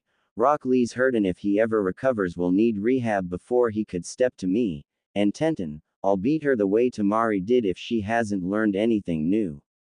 And don't even get me started on my team. Those teams are apparently the best, which means that there isn't a single goddamn genin in this entire village that can beat me. Tsunade spoke up before they all broke into another uproar. That's quite a statement, brat. Care to back that up with action? Naruto smirked at Tsunade. Do you really want me to put 10 of your genin in the hospital? You sure you can spare that kind of manpower? Tsunade couldn't help but return the smirk Naruto was giving her. Fine then. In 1 week you will fight Asuma's, Kurenai's, and Guy's genin, in addition to the ones on your own team. If you can adequately impress, then you'll be promoted to Chunin. She spoke again as Naruto opened his mouth. We'll handle anything further if you can get a promotion from this test. Kurenai spoke up. Hokage-sama, you can't be serious. I don't know of any genin that can take on 3 other genin teams, let alone a rookie and the dead last of this year's graduates. Asuma nodded in agreement. The kid has never shown anything special. What makes you think that something like this is necessary? Ibiki stepped forward, having kept silent the entire time. This, dead last, as you so eloquently put it, captured the Cage's children and took out an entire squad of Oto shinobi that had our own forces pinned down during the Suna Oto invasion. He at least deserves the chance to prove something to all of you that can't see past the titles that you all gave him in the first place. Naruto smiled. Note to self: do not bombscare Ibiki with horrible, guerrilla warfare pranks. Tsunade nodded. Thank you, Ibiki. She looked out at the other armed ninja. I have personally seen this boy face down Orochimaru's spy Kabuto Yakushi and come out on top. He even went head to head with Orochimaru himself and helped me and Jiraiya fight him off. If he is what you call a dead last, then I'm glad that you didn't determine the skill levels back when I was a genin, or else I would probably still be one. Naruto looked at Tsunade. So are we done? Because I would love to go and vent my frustrations right now. This entire meeting has pissed me right the off. Tsunade sighed. Language brat. And yes, that was all I needed. Be at the Chunin exam stadium at 10 a.m. next Monday for your fights. Naruto nodded and bowed to her before moving to open and jump out the window to begin racing along the rooftops. As soon as he left, the office broke into a smattering of talk. Mostly centered around the audacity of Naruto and how that demon brat was going to get slaughtered next week. Tsunade finally got fed up with it all. Silence. What does this look like? The Junin lounge. Get out. As they began to leave, she called, Asuma, Kurenai, Guy, you 3 stay. They did as was told. The rules for the test will be roughly that he will fight each genin one by one. The other rules will be given on the day of the test. You can all get together to determine the order in which you want them to fight. You all need to inform your teams of my decision for next week. Prepare them well. Trust me, they'll need every bit of training they can get. Asuma looked skeptical. It's just one genin, Tsunade-sama. Even if we don't train them, he couldn't possibly beat more than 2 in a row. Tsunade gave up and shrugged. It's your team, Asuma. You can do whatever you feel you should with them. They're your responsibility. You're all dismissed. Naruto ran along the rooftops back to his home when a familiar presence landed behind him. Sasuke-tem, you're out of the hospital, I see. Sasuke glared at Naruto's back. Fight me, Dobi. Dobi, huh? Naruto didn't turn to face him. You can fight me in a week like everybody else. Sasuke looked at him in confusion. Like everybody else? What are you talking about? Naruto shook his head. Go find Kakashi and ask him. And while you're at it, tell him I'm not going on any missions with you all until the week is up, maybe. Naruto disappeared in a swirl of leaves, leaving Sasuke alone on the roof. He knows Shunshin. What have I been missing while I was in the hospital? How strong are you, Dobi? Naruto once again sat in his apartment meditating silently when his eyes snapped open and he flung a kunai just in time for a poof to go off in his house. Ma, Naruto, you should really be more careful with these things. Kakashi appeared holding the kunai as the smoke faded. You do know that we need to talk, right? Naruto motioned for Kakashi to have a seat as the white-haired man did as directed. Naruto had moved to a more comfortable position on the ground to sit. So what do you need, Kakashi? Kakashi-sensei, Naruto. Kakashi finished with an eye smile. Naruto snorted. The last person I called sensei actually taught me stuff. Go ahead and ask your question. Did Sasuke-tem talk to you yet? Kakashi sighed. Yes, and I've also heard from Hokage-sama about your test. Naruto, do you really think this is a good idea? Do you truly believe that you're ready for such a promotion? I mean, I can see that you've finally dropped the orange and that scar on you is a new touch, but it takes more than that to be a Chunin. Naruto smirked. Then it's a good thing that I'll end up being more than a chunin when this is all over then, huh? Kakashi's eye widened. You can't be serious. Naruto gazed at Kakashi seriously. I'm dead serious. I'm no genin level ninja. I wouldn't even call myself chunin. Doing all of this kiddie crap has dulled my edge. When you're systematically fed garbage, that's what you eventually become, garbage. Kakashi was confused by the whole turn of events here. He expected to simply admonish Naruto for such a brazen act of disrespect, get him to cancel his test and be done with it, but the trend with Naruto these days seemed to be getting more questions and problems than answers and solutions. Naruto, what are you saying? All genin have to go through missions like the ones you take, we've been over this. Naruto chuckled. Go and talk to Ba-chan, or even Ero Sennin about my skill level, and listen to what they say. They've both got the closest inkling to what I can really do more than anyone, and the truth is, I'm not even as good as I should be. At first I thought it was just a work in progress, that if I just trained like I used to that it would come back to me, but I recently realized something. Naruto clenched his fists. I realized just how ed up I am when I fought Kabuto when we went to go get Ba-chan. I was talking to the guy, instead of just running through him and moving on to more important matters. I was casually engaging him like it was a game, like we weren't both there to kill each other instead of me running through him like a buzzsaw, which was what I should have done. I should have been kill first, ask questions later. I realized this when I noted that he had gotten back up from the Rasengan. Naruto pointed out the window at Konoha. It's this place. When I was little that never would have happened, I would have just killed him and moved along. This place's arrogance rubs off on you. The academy stresses stealth, but apparently stealth isn't good enough for a Konoha ninja once they graduate, seeing as how I've yet to actually meet one that actively uses it in fights. Kakashi took offense to that. Naruto, Konoha's will of fire stresses protecting your fellow villagers and comrades above all else. The way you speak of combat, someone would be left out and could get injured. Do you not remember my first lesson to you? Naruto scoffed. More like your only lesson, but who's counting? Yes, Kakashi, but sometimes a weapon can protect better from the shadows than out in the light. You all specialize in open area fighting. You all are just glorified samurai with special techniques for the most part. Naruto sighed and stood when he felt Kakashi's glare on him. Fine, nothing I say is going to make you change the way you think, so I'll just use the week off that I told you I was going to take. Naruto grabbed the weapons and items he sealed in his scrolls, his sword, and headed towards the door. Kakashi noted that he looked like he was going on a mission. Naruto, where are you going?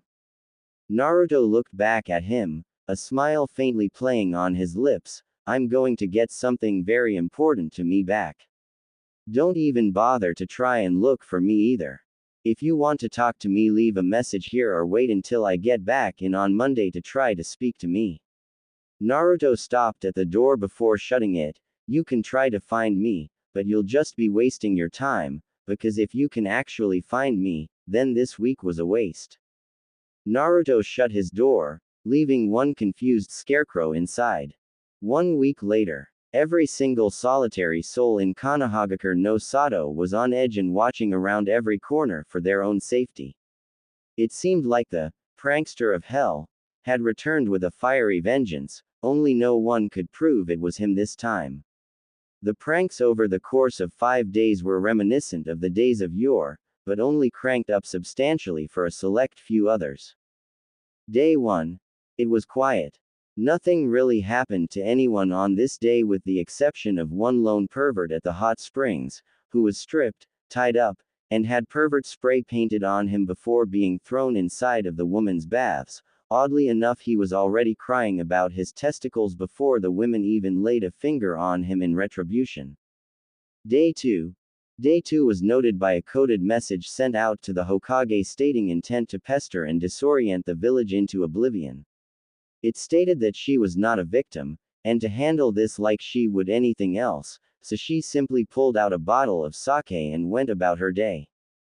The first true shots were fired early that morning, however, when the owners of stores and restaurants in the villages inexplicably found their stock and inventory switched out with each other, everything, even the stuff in storage and lockup.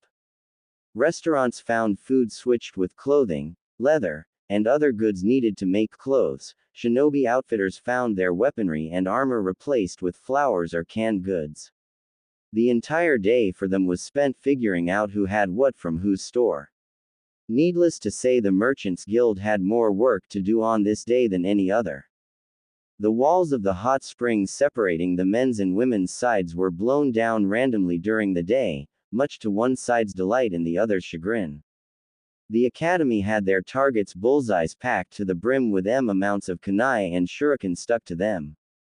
Inside each CL room had the definition of stealth written on each chalkboard, and each student's seat had a handwritten and copied pamphlet on how to develop true sneaking skills.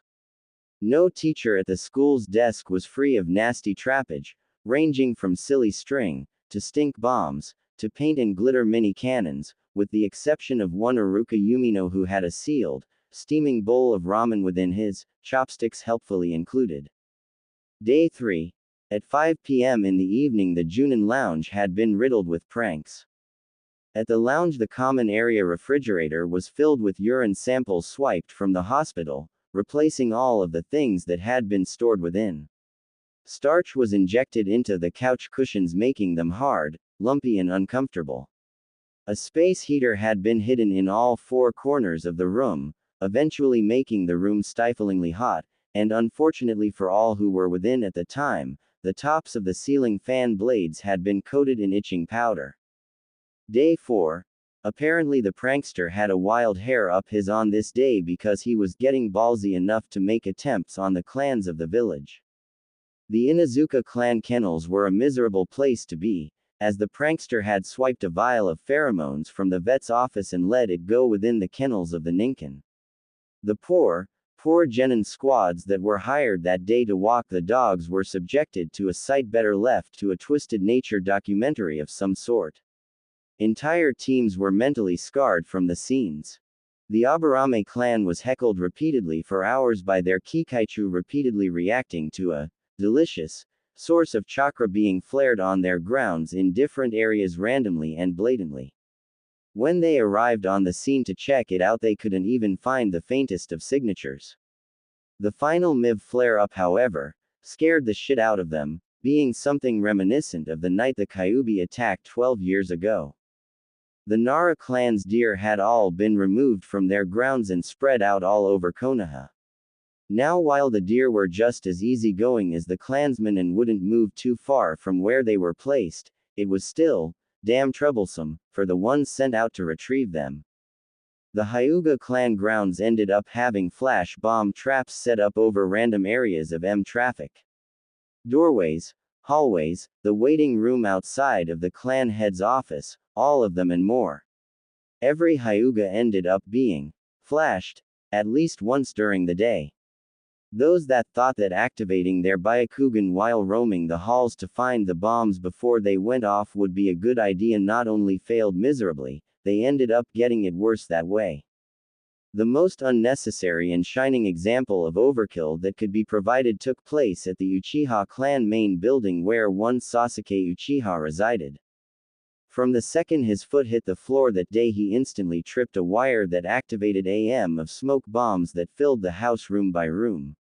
As he went to brush his teeth, he ended up heaving in the toilet due to the fact that his toothpaste had been switched with a tube of raw ground beef. All of Sasuke's shirts had an iron-on emblem of a heart on the front of them, even the undershirts. Seeing this, he scoffed and decided since he was staying at home that day to train, he didn't need a shirt. As he walked into the kitchen, he was blasted with a hidden glitter cannon, glitter as motherfucker, so you just have to imagine this. When he opened his refrigerator door, cologne was dumped on him from above. Now getting pissed off that his attempts to start the day kept ending with some kind of shenanigans, he decided to head outdoors to practice with his kunai. Upon opening his door, he was greeted with a sight that until this moment was something saved for his academy day nightmares.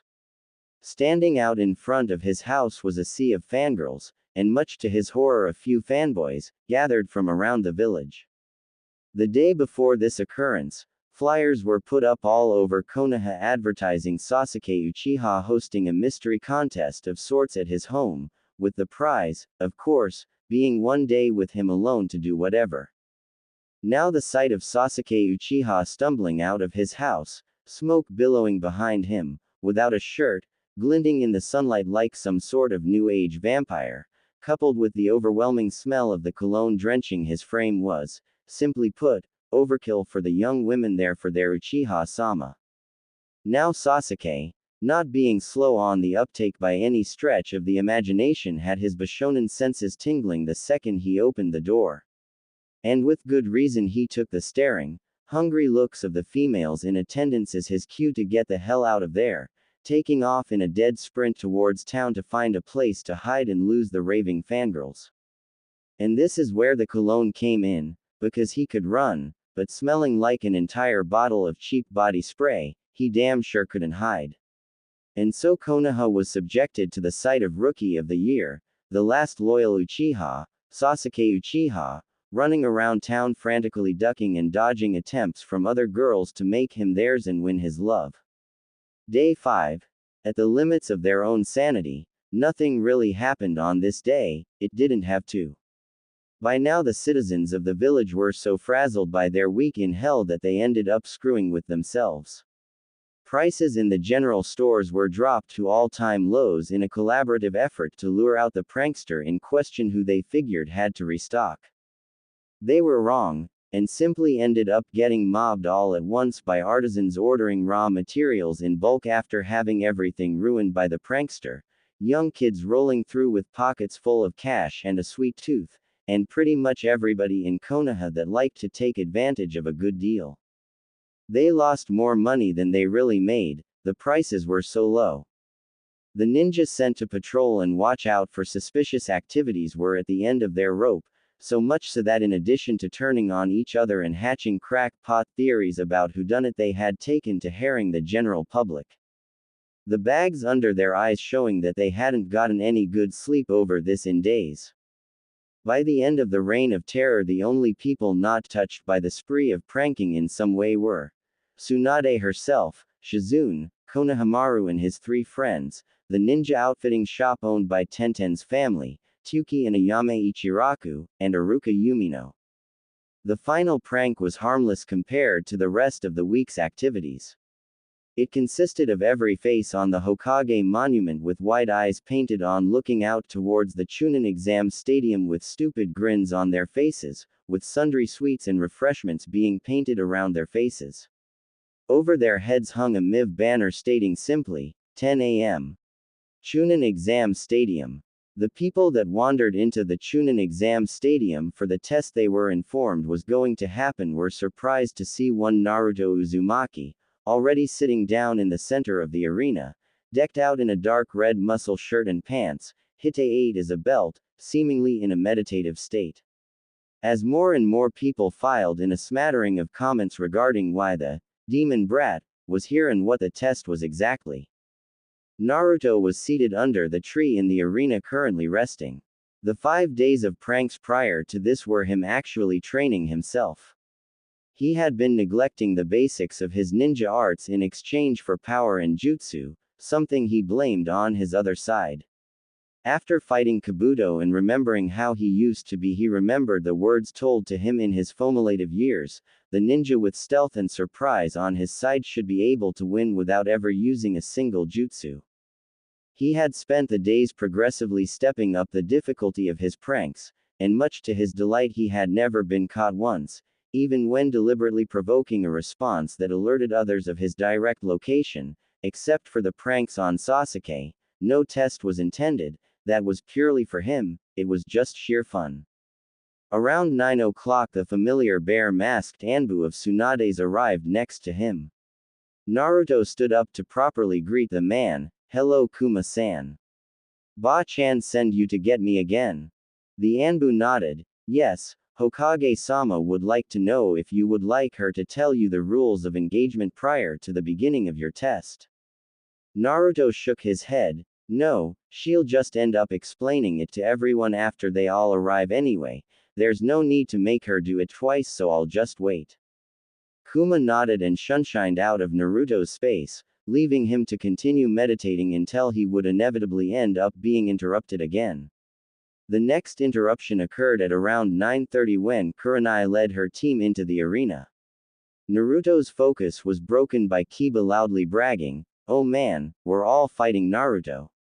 What did he do to piss the Hokage off like that to get this to happen to him?" Kurenai looked over to Naruto, who waved back at her in indifference before returning to his meditation. She looked down at Kiba. "Kiba, do not underestimate him here. He already defeated you once already, you shouldn't do the same thing twice in this instance." Kiba smirked in confidence, "He got in a few lucky shots last time. This one won't last nearly as long, me and Akamaru will knock him out before he can start playing his games." The Kyuubi scoffed in Naruto's mind, "What a loud mutt. I hope you fight him first so you can shut him up and I don't have to hear him bark anymore." Naruto smirked slightly, "Calm down, Kyuubi. They'll all get my point in a few minutes." Shino looked over at Naruto, who was still seated under his tree. "Kurenai-sensei, I don't understand why we're all fighting Uzumaki-san in the first place. You said all of the teams would be participating, that is illogical. Why would all of the teams be needed to fight just him?" Kurenai looked at her Sungal sporting genin. "The Hokage gave him this option last week during a meeting and he took it. I don't understand just why it's happening in the first place, but all you can do is fight him at your best." Shino nodded. "I wasn't planning on doing anything other than that."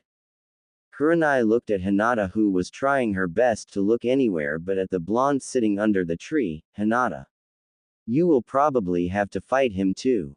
Don't let anything cloud your mind on this. If you don't fight him seriously, then there is a good chance that he will defeat you." Hinata nodded, but her mind was a wreck. "I have to fight Naruto-kun. I can't possibly bring myself to do anything to hurt him. What would I do if I injured him? Would I ever have a chance with him then?" Soon after the entrance of Team 8, Asuma brought his own genin team into the fold, with Shikamaru leading the pack. "This is so troublesome. Why are we here? You got all gung-ho today about dragging us to the arena." Asuma took a drag of his cigarette as he brought his genin over near Kurenai. "You're here to fight Naruto. He'll be taking you all on one at a time, so it shouldn't be too much trouble if the order works out the way it should." Ino looked over to her fellow blonde sitting under the tree. "Naruto. Why would we all be fighting Naruto? What's the point? He might be able to beat one of us, maybe two, but that's pushing it. There's no way he can beat our entire team." Kurenai chimed in. "He's not really fighting your entire team. He's really supposed to be fighting everyone, your team, my team, Guy's team, and Kakashi's other kids."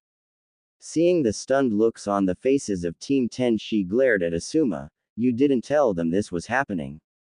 Asuma shrugged. "Like Ino said, there's no way he could beat any more than two of them at the most." Shikamaru muttered out another troublesome, while Choji stood next to him eating chips. Naruto was now analyzing his upcoming opponents. He noticed that Shikamaru and Shino were subtly doing the same of him and he mentally groaned, "Man, I hope the dumb, stupid ones fight me first so I can get them out of the way. No matter when I fight Shino or Shikamaru, it's going to suck because they're already thinking on how to beat me. I hope I get someone like Kiba or Neji first, they might still underestimate me and I can just run right through them." Kyuubi was seemingly getting excited as the time for the fights drew nearer. "Hey Kit, are you going to use the trigger?" Naruto paled. "Hell no, I'm not using the trigger. Not here in front of all of these people, and not on Genin. Are you insane? That would kill them." Naruto could feel the grin on the Kyuubi's face. "I know." Naruto shook his head free of thoughts just as an unmistakable shade of green entered the scene. Guy, glistening smile included, ambled into the stadium with Rock Lee on crutches, an uncaring-looking Neji, and Tenten who actually waved at Naruto. Eyes widening, as he didn't really expect that, he gave her a small smile and waved back to her. Kurenai was still mad at Asuma for taking this so casually. Guy, I hope you informed your students about what was going on today. Guy gave her a thumbs up. Of course I did. It would have been a crime not to let my adorable students know that they would have an opportunity to fight today. My only regret is that Lee-kun here could not have a chance to test his flames of youth against Naruto-kun. Neji ignored the continued ramblings of Guy and Lee and looked over to the placid blonde under the tree. Taking note of his new look and the sword strapped to his back, Neji narrowed his eyes. Why are we all here just to fight Naruto? At 10:24 on the dot, guess who managed to find his way into the arena? Being dragged by Sasuke, Kakashi let out a nervous eye smile. Sorry, we were almost late. I accidentally covered both my eyes with my headband this morning, and by the time I thought about it, I was on top of the Hokage monument. Sasuke growled at the excuse while Sakura shook her head. Then you should have seen the MIV banner up there telling everyone about this. Kakashi smiled at her. Ah, but I did, that's why I found you to remember. Tsunade, with Shizune behind her, arrived with a deadpan expression on her face. This isn't the kind of thing that I'm going to have to get used to with you, Kakashi, is it? Kakashi smiled at her. No, I'm usually much later. After a round of face faults all around, Tsunade straightened up and faced the audience, projecting her voice to be easily heard. Ladies and gentlemen of Konohagakure no Sato, today we have a special attraction for all of you. You will get to see some of the most prominent genin in this village pitted against one lone genin in today's battles. She pointed out to the tree where Naruto had long since stood up and begun loosening up. The sole genin in question is Naruto Uzumaki. A chorus of boos rang out among the audience until Naruto used the technique Tsunade had used to project her voice. Ah, shut the hell up. You miserable bastards. Tsunade's sweat dropped at Naruto's dismissal of the crowd. Right, well then, the rules will be as follows. A one-on-one bout between Naruto and one of the genin to be selected by their sensei. If Naruto can defeat the opponent he is matched with, he will be matched up with the next, and so on, and so forth until he is either defeated or runs through them all. She finished with a smirk. She motioned for someone to walk over. The proctor for the bouts will be Anko Mitarashi.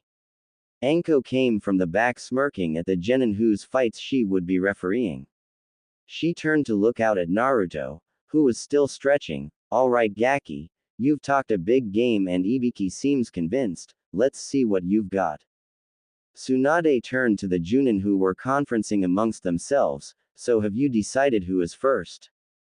They all nodded as Asuma stepped and whispered their decision in her ear.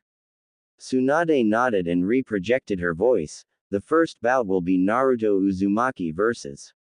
Sakura Haruno. All others clear the arena immediately. All of the other genin and their senseis made their way to the waiting area to watch the proceedings along with Tsunade. As they cleared out, it left Naruto standing out with Sakura and Anko. Naruto sighed and looked at Sakura. Do you really want to do this? You can always just quit now. Sakura glared at him. Are you saying that I'm too weak to fight you? I'm the same ranking as you, and I graduated at the top of the CL, you were dead last. Naruto's eyes didn't leave her. I didn't say you were weak, you did, you're just weaker than me. And about the academy, I guess I could say that everything I ever needed to know I learned in kindergarten. Anko looked between them. First match, Naruto Uzumaki vs. Sakura Haruno. Hajime. Tsunade looked at the Junin as Naruto and Sakura moved close to Anko to begin. Why did you choose Sakura to lead off? Kakashi looked at her lazily. Well, we figured that while Naruto probably would more than likely win against her, we were banking on him taking it somewhat easy on her due to her being on his team and all. Asuma nodded. It's common knowledge that he had a MIV crush on her in the academy and even when they were Ignid teams. We thought that this would force him to take some damage before kicking it in high gear to actively finish her. FWAP. Shusa. Naruto Uzumaki. What? Naruto looked down at the unconscious Sakura at his feet and then at Anko who was poking her with a stick. Anko looked up at Naruto and grinned widely. Damn Gaki, what was that for? Naruto shrugged. What? That was a love tap. She just came rushing in with that academy cookie cutter style of taijutsu, and she had her guard so wide open. It was a jab. Who knew she had the chin of a 5-year-old narcolepsy patient? Anko burst out in laughter at the casual way he handled that. Medics came out and carried her off quickly, clearing the arena once more. Naruto shook his head at the results of his first match. He looked up to the Junin with a deadpan expression. What the hell was that? I really hope you've got more for me than that, or you can just mark me down as winning this whole thing right now. Anko tried to calm herself down from her laughing fit. Kakashi, that was pathetic. Was she supposed to actually do something out here against him? I don't think she could beat an academy student fighting like that. Tsunade had to laugh at how easily Naruto dealt with his crush, as she saw the Junin looking on in surprise. Kakashi rubbed his visible eye. I didn't think it would be that fast. Asuma chuckled at Kakashi's expression. Why, what happened? I blinked and I missed it. Kurenai looked at Kakashi suspiciously. Kakashi, that looked like a strictly academy attack. Have you taught her anything since she was on your team? Kakashi thought about it. Define anything. Tsunade sighed. Alright, that was a waste of an introduction. Who's next? Shizune handed Tsunade the order that the Junin had written out. Okay, Ino Yamanaka. Get down there. Naruto squinted to see Ino coming out to face him next. Naruto grumbled under his breath, so I'm getting all of the weak ones first. Okay. Let's deal with that. Naruto hadn't moved an inch from his first fight, so he simply stood and waited for Ino to take her position. Ino looked at Naruto smirking at him. I'm not as pathetic as forehead Naruto. Just give up. You won't beat me. At a glance Ino realized that Naruto's blue eyes were boring into her own without a hint of response. On the inside, however, one could find Naruto rolling with laughter alongside the Kyuubi. She really thinks she can beat me. Are you kidding me? Hey Kyuubi, are you ready? Kyuubi stopped laughing at the behest of its container. Anytime Kit. Go for it. Anko raised her hand up. Second match, Naruto Uzumaki vs. Ino Yamanaka. Hajime. Ino tensed and waited for Naruto to move, but it never came. Aren't you going to fight me, Naruto? Naruto shook his head. There's no point for me to attack you. It would be overkill seeing as how no matter what you did I could beat you in one move. Ino gritted her teeth. Oh yeah. She brought her hands up in the famous sign of her family.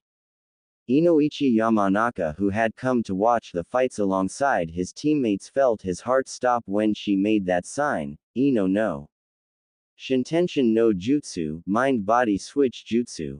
Naruto didn't move as Ino let her spirit fly into his own. Upon contact, Naruto slumped over. Kiba shook his head and laughed as he saw Naruto go limp. He actually stood still and let Ino hit him with that move. He was watching during the Chunin exam like the rest of us, he should know what it does. Shikamaru nodded. I was worried at first. I didn't know how Ino was going to get him to hold still to hit him with it, but he did most of the work for her. Asuma, however, wasn't so confident. Oh Ino, that was not a good idea. Anko walked over to Naruto's slumped over body and poked him in the head. Hello. Which one of you brats is in there? Naruto stood up straight. It's me. Ino is in there being entertained, in the confines of my mind. Anko shook her head. That's mean, Gaki. You know why that isn't safe, don't you? Naruto scoffed as he took out some ninja wire and walked towards Ino's body. Well, it was her own damn fault. No one told her to try and mind rape me, but she did anyway. It's not my problem that the only jutsu she knows isn't a battle jutsu. He began tying her up casually. Call it. Anko nodded. Shusa, Naruto Uzumaki. After hearing that, Ino broke out in a scream as she returned to her own body, babbling about macros and torture and all kinds of things. Naruto raised an eyebrow as the medic team escorted her off. Kyuubi, what the hell did you do to her? Kyuubi was batting its tails in a pleased fashion. Well, Kit, you told me not to kill her or maim her, so I simply directed her to some of your older memories. You know, tried to show her just what a real shinobi is. Naruto felt like rubbing his temple. What older memories? Naruto knew the Kyuubi was having fun with this, just all of the fun ones. Like that time at Kuminari no Kuni, for example. Naruto blanched. Kuminari no Kuni. Do you know how many of those motherers I killed back there? You showed her ones like that. I think you might have given her PTSD or something. You know they'll blame us for that, right? Kyuubi chuckled. Well, you did let me do it, so I think technically it is our fault anyway. Naruto ambled back over to Anko. I hate you. Love you too, Kit. The Junin in the waiting area all had grimaces on their faces. Naruto intentionally allowed Ino to use Shintention no Jutsu on him, knowing that he had something of a natural defense for it. Kakashi looked at Ino being carried away. Well, that's 2 down and he didn't even have to do anything to win. Kurenai was a bit more upbeat about the whole situation. Well, at least next match I know he'll have to fight. Asuma looked at the fight order and nodded. There's no way he gets out of this one without some damage on him. Tsunade glanced at them briefly. Send whoever it is down then. Kurenai walked off to fetch the next genin to fight. Naruto was once again standing by Anko, who was looking at him. You know, Gaki, if you actually want to get promoted from this, then you're eventually going to have to, I don't know, fight. Naruto smirked at her. You're just bored. Anko waved her arms childishly. You're damn right I'm bored. You haven't moved 12 steps since this whole thing started.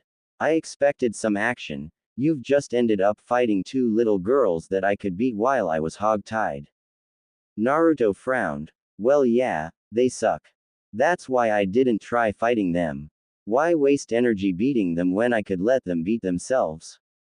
Anko pouted. I wish someone would come out here to kick your so I can enjoy myself. Naruto chuckled. Keep on dreaming, Snake Lady. I'm doing this to prove a point if you didn't know. I'm proving that they can't beat me. That kind of implies that none of them are going to get a good fight out of me. Naruto noticed someone coming from the tunnel for his next fight. Choji and Shikamaru watched Ino being carried off after Naruto was declared the winner. Choji was watching in shock as Naruto had shrugged off her family technique like it was nothing. Shikamaru, what just happened? Ino hit him with Shintention, didn't she? Shikamaru nodded. Yeah, she hit him head on. She was in there good. He must have a strong will, like Sakura had to break out of it or something. Choji nodded. But what about all of that stuff she was screaming? Slaughters, tortures, beatings. What does all of that stuff mean? Shikamaru watched Naruto retake his spot. I don't know, but we have a real concern right now. We don't know who's fighting him after this. Look at him. He hasn't had to do anything at all and he's already won 2 fights. Asuma walked up behind them and placed a hand on their shoulders. Don't worry guys, he's fighting Kiba next.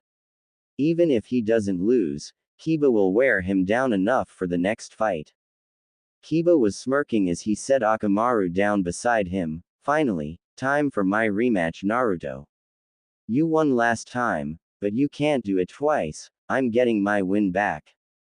Naruto said nothing and looked to Anko to start the fight. Match 3, Naruto Uzumaki vs. Kiba Inuzuka, Hajime. Shikyaku no Jutsu, 4 legs technique. Kiba crouched down on all fours as his features became even more feral. This was all well and good for about 3 seconds until a blue shinobi sandal implanted itself under his chin and sent him flying backwards. Akamaru ran to his master, barking frantically as Kiba slowly pulled himself to his feet. Kiba shakily stood up. Yeah, I'm alright boy, he just caught me off guard. He looked up to reveal that Naruto was nowhere in sight. Kiba chuckled before jumping out of the way as a pair of hands broke through the ground he was standing on. Kiba laughed as he dodged the hands. I thought I told you last time. I can smell you, Dobi. You can't sneak up on me. His gloating was cut short as a sharp pain in his back sent him flying forward. Looking up from the ground, he saw Naruto standing with his leg extended in a kick. He turned towards the underground figure to see the hands explode into smoke. Kiba stood up and glared at him. I had your scent. Where were you? There was no way you could get the drop on me. Naruto lowered his leg and gazed out coolly at Kiba. You should quit out of principle.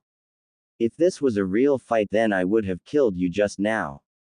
Kiba growled at Naruto while he just looked at him. Just because you can identify that I'm in the area means jack shit if I'm too fast for you to pinpoint my location. Kiba hurriedly grabbed a pill from his pocket and threw it at Akamaru, remembering his opening troubles when it came to moving too slow. The little dog turned red after swallowing the pill while Kiba provided him some of his chakra, Jujin Bunshin, man-beast clone. Kiba pulled out his smoke bombs and threw them at Naruto, engulfing him in smoke. Remember this, Naruto? Well, here we go again. Kiba and the transformed Akamaru ran at the smoke and jumped towards it, Gatsuga, dual piercing fang. After the twin drills tore through the smoke until it dissipated, Kiba and Akamaru stood in the smoke, sans Naruto, dumbfounded, and surrounded by kunai. Naruto came from his spot in the tree over to them. Kiba saw him walking up with his hands in a hand sign and tried to charge and attack him before running into an invisible barrier that threw him back and numbed his body. What the hell is this? Naruto made some more hand signs before stopping halfway through the last one. You should surrender. This is going to suck for you. Kiba bared his teeth at him. Answer me. What did you do?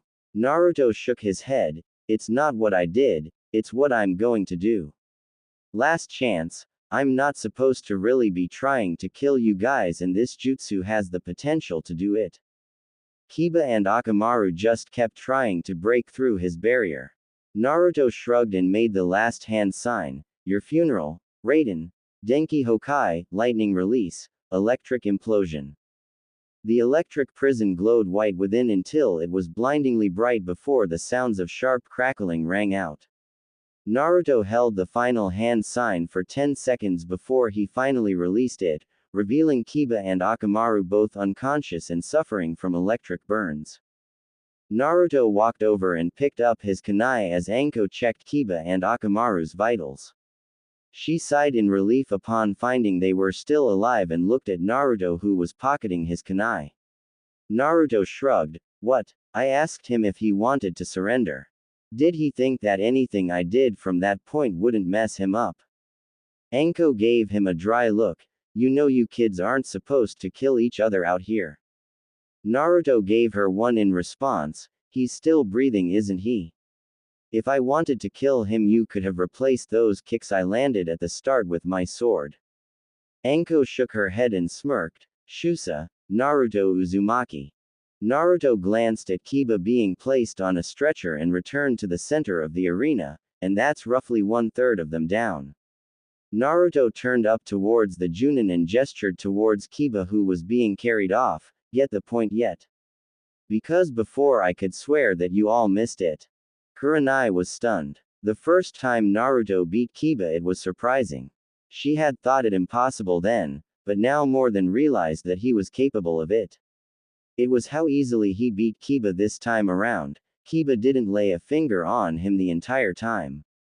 Kurenai clutched the order sheet as she marked off Kiba's name. Tsunade noticed that the crowd was perplexed. They had all been told that Naruto had no talent as a ninja, and here he was decimating the best ninja in his CL, all of whom except one belonged to prominent clans. Kakashi moved closer to Tsunade. Tsunade-sama, it seems like you expected this to happen. Is there something that you know that we all don't? Tsunade grinned smugly at Kakashi. Why Kakashi?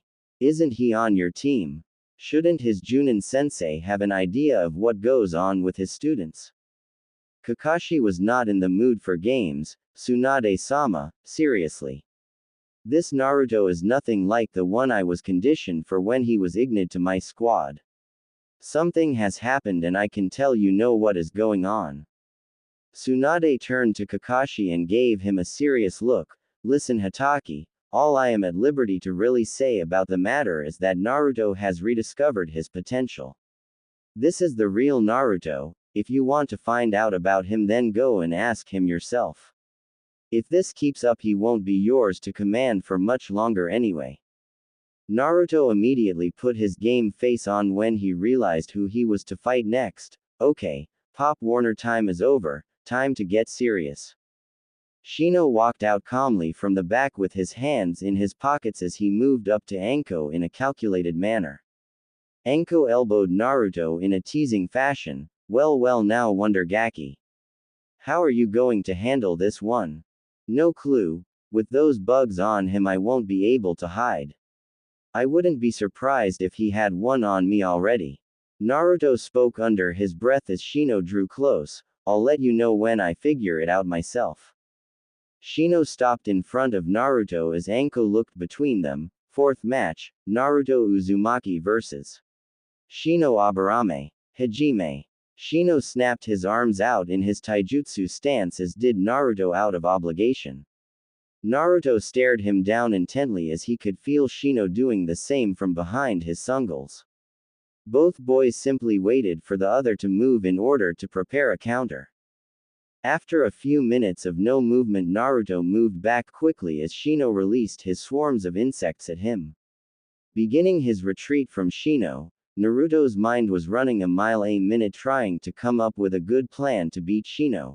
He won't move, all he has to do is get those damnable bugs on me and he can beat me. He might not even be standing there anymore, it could just be a Mushi Bunshin bug clone. This is one of those situations where I wish someone was underestimating me. Naruto kept on his heels as Shino kept sending his Kikaichu out at him. What can I do? I can't get close or I'll get swarmed. There's no way I can surround him with kunai to trap him after he's already seen it. Come on, what else do I have up my sleeve? Naruto tossed out shuriken in a probing move. Shino simply raised a wall of insects to block easily until Naruto clapped his hands together. Futen Ripushu, wind release, violent wind palm. The gust coming from Naruto sped up the spinning shuriken and cut right through the wall of bugs. Shino took the hit and turned partly into bugs. The real Shino then appeared from the tree nearby and sicked more of his bugs on Naruto. Naruto's eye gleamed as he judged the distance between him and Shino and simply rushed him. Naruto had closed the distance by simply bullying his way through Shino's wall of insects and continued storming towards Shino. Shino attempted to latch the remaining bugs he had on his person onto Naruto, but the drain from the few amount of insects was similar to taking a bucket to scoop out a lake. Naruto viciously rocketed his fist into Shino's face. Naruto's punch dropped Shino cleanly as his Kikaichu retreated into his body to help run damage control. Anko wandered over with a grin on her face. Shusa, the miracle Gaki, Naruto Uzumaki. Naruto sighed as he picked himself up and walked over to Anko who was still grinning. That was an ugly win Gaki. Your right hand is pretty nasty. Naruto settled himself in his usual waiting position. A win is a win. Shino was my worst possible matchup and I'm just lucky that he was just a rookie or else I would have been screwed and had to step it up. He needs to learn more techniques. Anko was getting interested in this kid, so you're saying the rest of the fights will be easy? Naruto smirked. They'll all be easy, that one was just tough by comparison to what the majority of them will be. Shikamaru watched the medics carrying off Shino and had to let out a groan. How troublesome, he fought 4 of us and he still isn't tired yet. Neji, who had been silently appraising Naruto's fighting since the start of the test, looked out at the boy in a thinking fashion. I lost to him last time, and now it seems as if he has only grown in leaps and bounds since then, and he has yet to even draw the sword on his back yet. Tenten, who had been next to her teammate throughout the proceedings, was amazed by how well he was fighting. Where did all of this come from? No one has even touched him yet. I wonder who could be next. Rock Lee had fire in his eyes. Oh, were it not for my injuries, I could test my own youth against Naruto-kun's considerable flames. I will seek him out for a spar once I recover, and I cannot, I will do 500 fingertip push-ups, and if I cannot do that, then I will. Lee, enough. Neji stopped that train before it got rolling. We've seen 4 fights and I still can't pinpoint a viable set label for him. If I had to call him anything, I would say he is a mid to close range specialist. Tenten smirked at Neji. Wow, Neji, I don't seem to recall you trying to analyze Naruto's fighting style the first time you two fought. Neji gave her a small smirk back. That's why I lost the first time. Sasuke was standing alone, gnashing his teeth as he watched Naruto basically sleepwalking through his matches. When is it my turn? I want my opportunity to fight the Dobi. Itachi wanted something with Naruto. All of that emotion in his face, it was all directed at him. He barely considered me at all. If I can beat Naruto, then it will prove that I deserve Itachi's notice more. The genin all had their attention drawn as Shizune arrived to summon the next one for their turn against Naruto. Naruto and Anko were in the midst of a short conversation as they waited for Naruto's next opponent. So your style consists mostly of you slowing your enemy down and picking them apart by striking at the throat, groin, and other soft areas. Anko nodded with a gleeful look on her face. Yep, it's really unpleasant. Want to see? Naruto unconsciously grabbed his groin. Nope, I'm good. Who's next?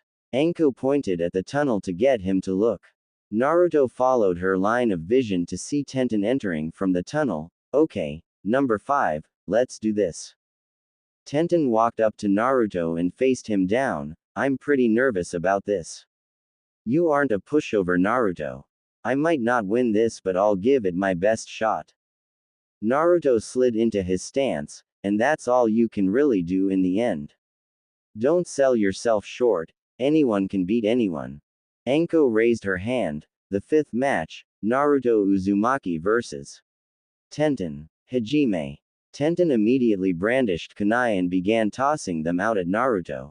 In the blink of an eye, Naruto drew his blade and blocked the projectiles before rushing into attack. Upon seeing him draw his blade, Tenten pulled out a scroll and summoned her own sword to engage Naruto with up close. As Naruto and Tenten clashed swords, he had to chuckle. A katana? You just wanted that spar you asked me for, didn't you? Tenten smirked. I have to see if you're any good at swinging that thing around. Naruto returned the smirk as he began pressing her back. Tenten planted her feet but ended up being pushed through the dirt. Gah, this strength, it's ridiculous.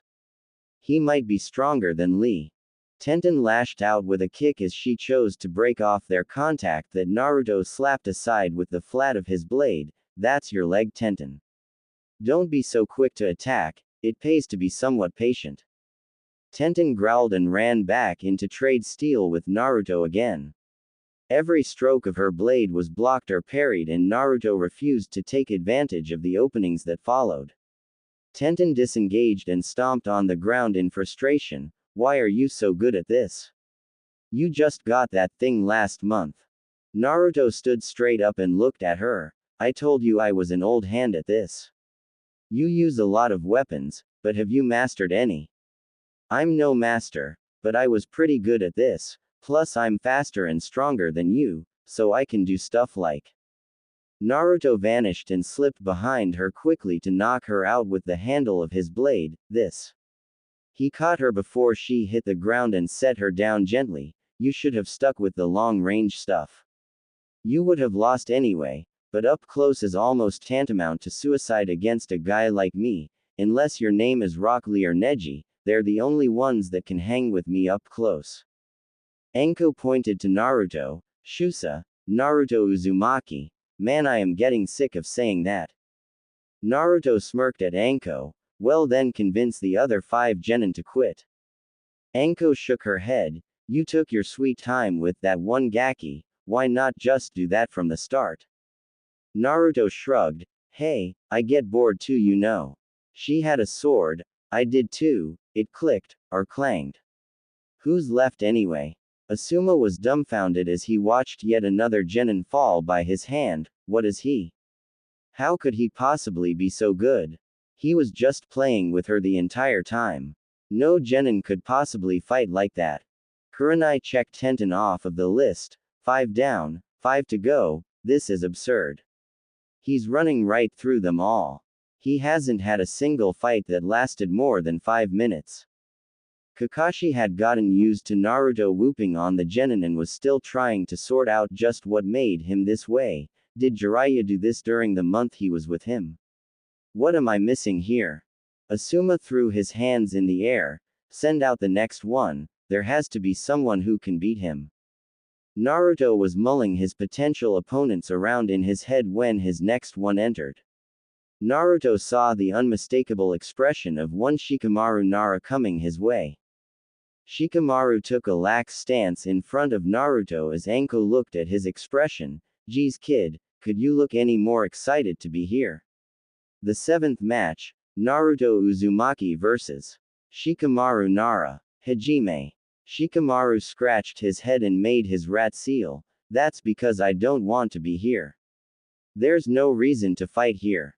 At least during the Chunin exams I had to fight to avoid getting hurt, to get my team to the next stages, and if I had been motivated, fight to get promoted. There's no reason to fight you, there's nothing to gain or lose. This whole thing is so troublesome. Naruto put his hand on his neck and rolled it around. So, quit. Shikamaru shrugged. Alright, later. Shikamaru turned and headed back up the tunnel waving over his shoulder. Anko blinked a few times. Wow kid. Just, wow. Naruto blinked at Shikamaru's retreating form. Holy crap, I just took a freaking shot in the dark. I had no idea that would actually work. I'm awesome. Anko snapped out of her stupor. Right, well, Shusa, Naruto Uzumaki. In the stands, Choza Akamichi and Inoichi Yamanaka sweat dropped at the results of the fight. Choza looked over to his longtime partner Shikaku. Your boy is more like you than you care to mention Shikaku. Shikaku shrugged. Hey, have you been watching this crap like I have? He didn't have a chance to win and he knew it. Naruto gave him a way out. The kid must be getting tired of this. Inoichi nodded. We've already determined that he can wipe the floor with all of our kids, so why are we still here? Choza chuckled. Speak for yourselves. He still hasn't fought Choji yet. There are still kids that can fight. This isn't over by a long shot. Tenten, who had woken up shortly after her fight with Naruto, looked at Shikamaru with a twitching eyebrow. You quit. Shikamaru yawned as he made his way to the railing. I didn't see any reason to fight. Neji frowned at his attitude. To prove yourself to all of the ninja and people in attendance. For your clan's honor. Shikamaru looked over at Neji lazily. There's no point. You might think all of that clan honor stuff is a big deal, but me, not so much. I didn't want to do this in the first place, and seeing how he's handled everyone else so far just solidified the fact that I really don't want to fight that kid. Sasuke scoffed. You're just too lazy to fight. Shikamaru glared at Sasuke. I did fight. I trapped him in Kajimane no Jutsu, Shadow Posijin Jutsu, the second the fight started. When he rolled his neck he didn't show any resistance at all. My control over the technique isn't enough for me to keep a hold over a certain amount of brute force. The light out here was too much for me to use it effectively. It's around noon, and he didn't even blink. That jutsu is all I had on him. I couldn't have won. Asuma was hitting his head on the wall. Damn Shikamaru. I should have known he would do that shit. Why didn't I put him on sooner? Tsunade was hanging on the railing laughing. Well, at least he knows when he's outmatched. Maybe he should be a Chunin Asuma. Kurenai checked his name off. 6 down, 4 to go. Her eyes widened when she saw who was next on the list. Oh no. I didn't think it would get this far. Jan. Ken. Han. Anko pouted at the results. You brat. Naruto slapped Anko's closed fist. It's not my fault you always choose rock, Anko. Anko kissed her fist. Ah, good old rock, nothing beats that. Naruto's sweat dropped. Yeah, sure, why not? Naruto growled in frustration. Kami. When's the next fight? I want to finish kicking everybody so I can get my promotion and go home. Anko looked behind Naruto and turned him around. Oh, Hinata's next, I guess. Naruto jumped backwards and set himself in his stance. Hinata shakily set herself in her Jiyuken stance and looked out at him, and Naruto-kun. Naruto's eyes hardened. Talk later, fight now. Come on, Hinata. Bring it on. Naruto's eyes bored into hers. Analyzing everything he could find, stripping her bare, this isn't Naruto-kun. His eyes have never been so cold before. There's none of the warmth there was before, just strength, strength that I can't match. Anko noticed the fidgeting of the girl. This girl is going to get destroyed if she doesn't shape up. This Gaki will be ruthless once the fight starts. She lifted her hand. 7th match, Naruto Uzumaki vs. Hinata Hyuga, Hajime. Naruto wasted no time and dashed in to deliver a hook to Hinata's body and a side kick to her head, sending her to the ground quickly. Hinata laid on the ground with her eyes welling with tears. Naruto-kun. Could you really hurt me like this? What happened to you? Get up. Her eyes turned onto the boy in question who was patiently standing and waiting for her to get up to continue. There is no way that was enough to put you down, so get up and fight me. Don't lay down and quit. I can accept that from Shikamaru, but not you. I thought you had more in you than that. He began pacing as she remained on the ground. I remember watching you fight Neji, and I remember how you fought him. Yes, he was more skilled than you, but you showed fire, you showed that you have drive, and you showed that you have the courage to fight. He stopped and looked at her. Not now, I have to say. She locked eyes with him again and tried to find the Naruto she had come to love during the days in the academy, and again found nothing, none of the upbeat, positive, bright Naruto she had known back then. This one was serious, professional, with the eyes of someone who knew just what kind of world he was living in. The scars simply added on to that. She began to stir from the ground and looked at him defiantly. You're not Naruto-kun. Naruto jerked an eyebrow. Excuse me. Hinata's eyes sharpened as she raised her voice. You're not Naruto-kun. Naruto-kun never acted like this, never spoke down to people, he would never use techniques like he used on Kiba-kun. Who are you? Naruto's eyes narrowed at her insinuation. Oh, I get it. I don't have my head in the clouds and can see things around me for what they are, so I'm not Naruto. I can find people's flaws and will actually comment on them openly, so I'm not Naruto. I'm actually skilled enough to use more techniques than Kage Bunshin and they don't put me in direct danger, so I'm not Naruto. Naruto saw her falter with every word he made. I know why you're so upset about it. Her eyes widened. Does he really know? How did he find out? Naruto nodded to himself. You probably saw me as I was in the academy and liked my never say die attitude, how I always got back up and shrugged off what everyone did and said to me. You figured, there's no way anyone can take all of that and still smile and keep on trying. So you thought I was strong. Naruto saw her react as if solidifying his thoughts. Well, that statement would be accurate. No one can keep on going through all of that and keep smiling, unless you're brain dead or something. Her reaction was priceless. He jaw dropped before she began speaking rapidly, trying to rescind the previous thought. Naruto raised a hand for her to stop. This is me. I'm still strong like I was back then, I'm just not willing to take bullshit like I was back then. Taking people's shit and coming back for more with a grin doesn't make you strong, it makes you stupid and weak. The reason people like you and people like me tend to want to get strong is to prove others wrong, to spite them, or to get strong enough that no one ever tries to with you again. Naruto pointed at her. That's what you want. You want strength for the second reason. You do, even if it's subtle. You never want anyone to treat you the way Neji treated you during the preliminaries again, which by the way you act and the way you almost took it laying down must happen regularly.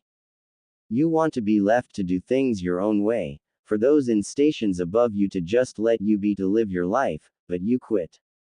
You saw me taking all my lumps in the academy and getting back up, and you didn't want to put the work in anymore. You wanted to settle for the strength to just deal with what life handed you. You didn't know that it's impossible for a human being to take that the way I did, and I became an ideal to you, an unreachable paragon. Hinata looked up with tear-filled eyes. No, that's not true. It isn't. I looked up to you as someone to be like, someone to strive after. Naruto rolled his eyes, like a paragon. Hinata shook her head. No, not like that. It's because I admire you. Naruto caught on and spoke lowly. You don't admire me, Hinata. You admire the idea of me, or the old me I should say. If you had me, then you thought that it wouldn't matter if you could never get the desire you had of just being able to deal, that if you had me that I could lend you enough of my own to get you by. Don't do that. I'm not your golden ticket. I'm not the answer to your problems. I'm just a guy with a sword and a whole can of whoop. He spoke up now. If you want me to teach you how to fight, or how to get stronger, I can't do that, and I can't take your problems away from you. Do you know why? Hinata shook her head. Tears were just about to fall. Naruto smiled sadly. Because you can't respect someone that kisses your. Hinata, you didn't even try to fight my reasoning for why you thought you saw something in me. You were too afraid to go against me. What if that manifests again in something else later on and I'm not there for you to get a boost from? If you won't defend yourself to me, the person you admire, then how can you defend yourself against others when I'm not even there? Naruto sighed and ran his fingers through his spiky hair. Enough of this. This really isn't the time or the place for this kind of thing. This is the time for a fight. Now come, give me your best. Hinata let tears fall from her eyes. Naruto had yet to slip into his uncaring phase before he saw them hit the ground. Hinata. Her eyes floated up to him once more. Prove me wrong then. Show me I'm full of shit. Take an actual step towards changing yourself and fight me, damn it. Don't just go with the flow, your life won't let you do that. The things you need and want to accomplish in this world won't just come to you, no one's going to hand you the answers. Everything you want, it's there. So take it. Despite the harshness of his words, she looked into his eyes and saw something, concern, something that she had overlooked earlier. The fox in Naruto's head chuckled. Nice monologue, Ninjin, you should write movie scripts. Naruto inwardly sneered. You Kyuubi, that was serious. She needs to get it together, life is way harder than this. Hinata looked shocked for a moment before she wiped her eyes and fell into her stance, activating her Byakugan to begin. Naruto motioned for her to come and she ran in quickly and began to furiously engage him with Juyuken strikes. He's right. I need to show that I'm willing to change for good, not just when the situation calls for it. I'll show you, Naruto-kun. Despite the potential damage the strikes could deal with just a touch, Naruto was still faster. He was blocking the strikes with the palms of his hands rather than letting her close off his tenketsu otherwise. Eventually Naruto tired of blocking strikes and shot an axe kick to her hand in the middle of a strike. The kick ended up breaking her hand. She drew it back and tried a second attack with her other hand. This time Naruto latched on and elbowed her in the wrist, breaking it. Naruto jumped back as she cried out in pain. He simply stared her down. Okay, what are you going to do now? Will you walk away? Hinata hissed in pain of her now useless hands but soon set a defiant gaze on Naruto and charged back in to lash out with kicks. Naruto was pleasantly surprised with her last-ditch attacks and marveled at the fact that she was flexible enough to launch certain kicks that he knew shouldn't have been possible for the angles he was moving to. Naruto nodded to himself and slapped one of her kicks down to the ground and ducked down before delivering a rising palm strike under her chin, sending her flying and slipping her into unconsciousness. That's better. Now let's see if you can keep that spirit this time around. As her body hit the ground, Naruto sighed and walked towards Anko, who simply nodded. Shusa, Naruto Uzumaki. Naruto retook his position by Anko, who was frowning at him. Nai-chan is going to kill you when this is all over, you know that, right? She loves that little girl like a daughter. Naruto looked up at Kurenai, who was glaring heavily at him. He could have sworn she was trying to cast a genjutsu on him via eye contact, but he shook it off. Well, then I should never have had to do that. She should have gotten her on track way before she fought me here. Except for Tenten, all of these girls need a reality check if my kickings didn't already do it. Naruto looked up to the box. All of you guys suck. I hope the last three can show something here. I haven't even taken a punch yet. I guess I'm not the only genin that got shafted by their sensei here, huh? Anko looked Naruto over, getting tired yet gaki. Naruto shook his head. Nope, just getting warmed up, Anko-san. Anko grinned at him. None of that sand stuff, gaki. It's Anko-chan to you. You're one interesting kid. Naruto kept himself limber, waiting for his next fight. Whatever you say, Anko-san.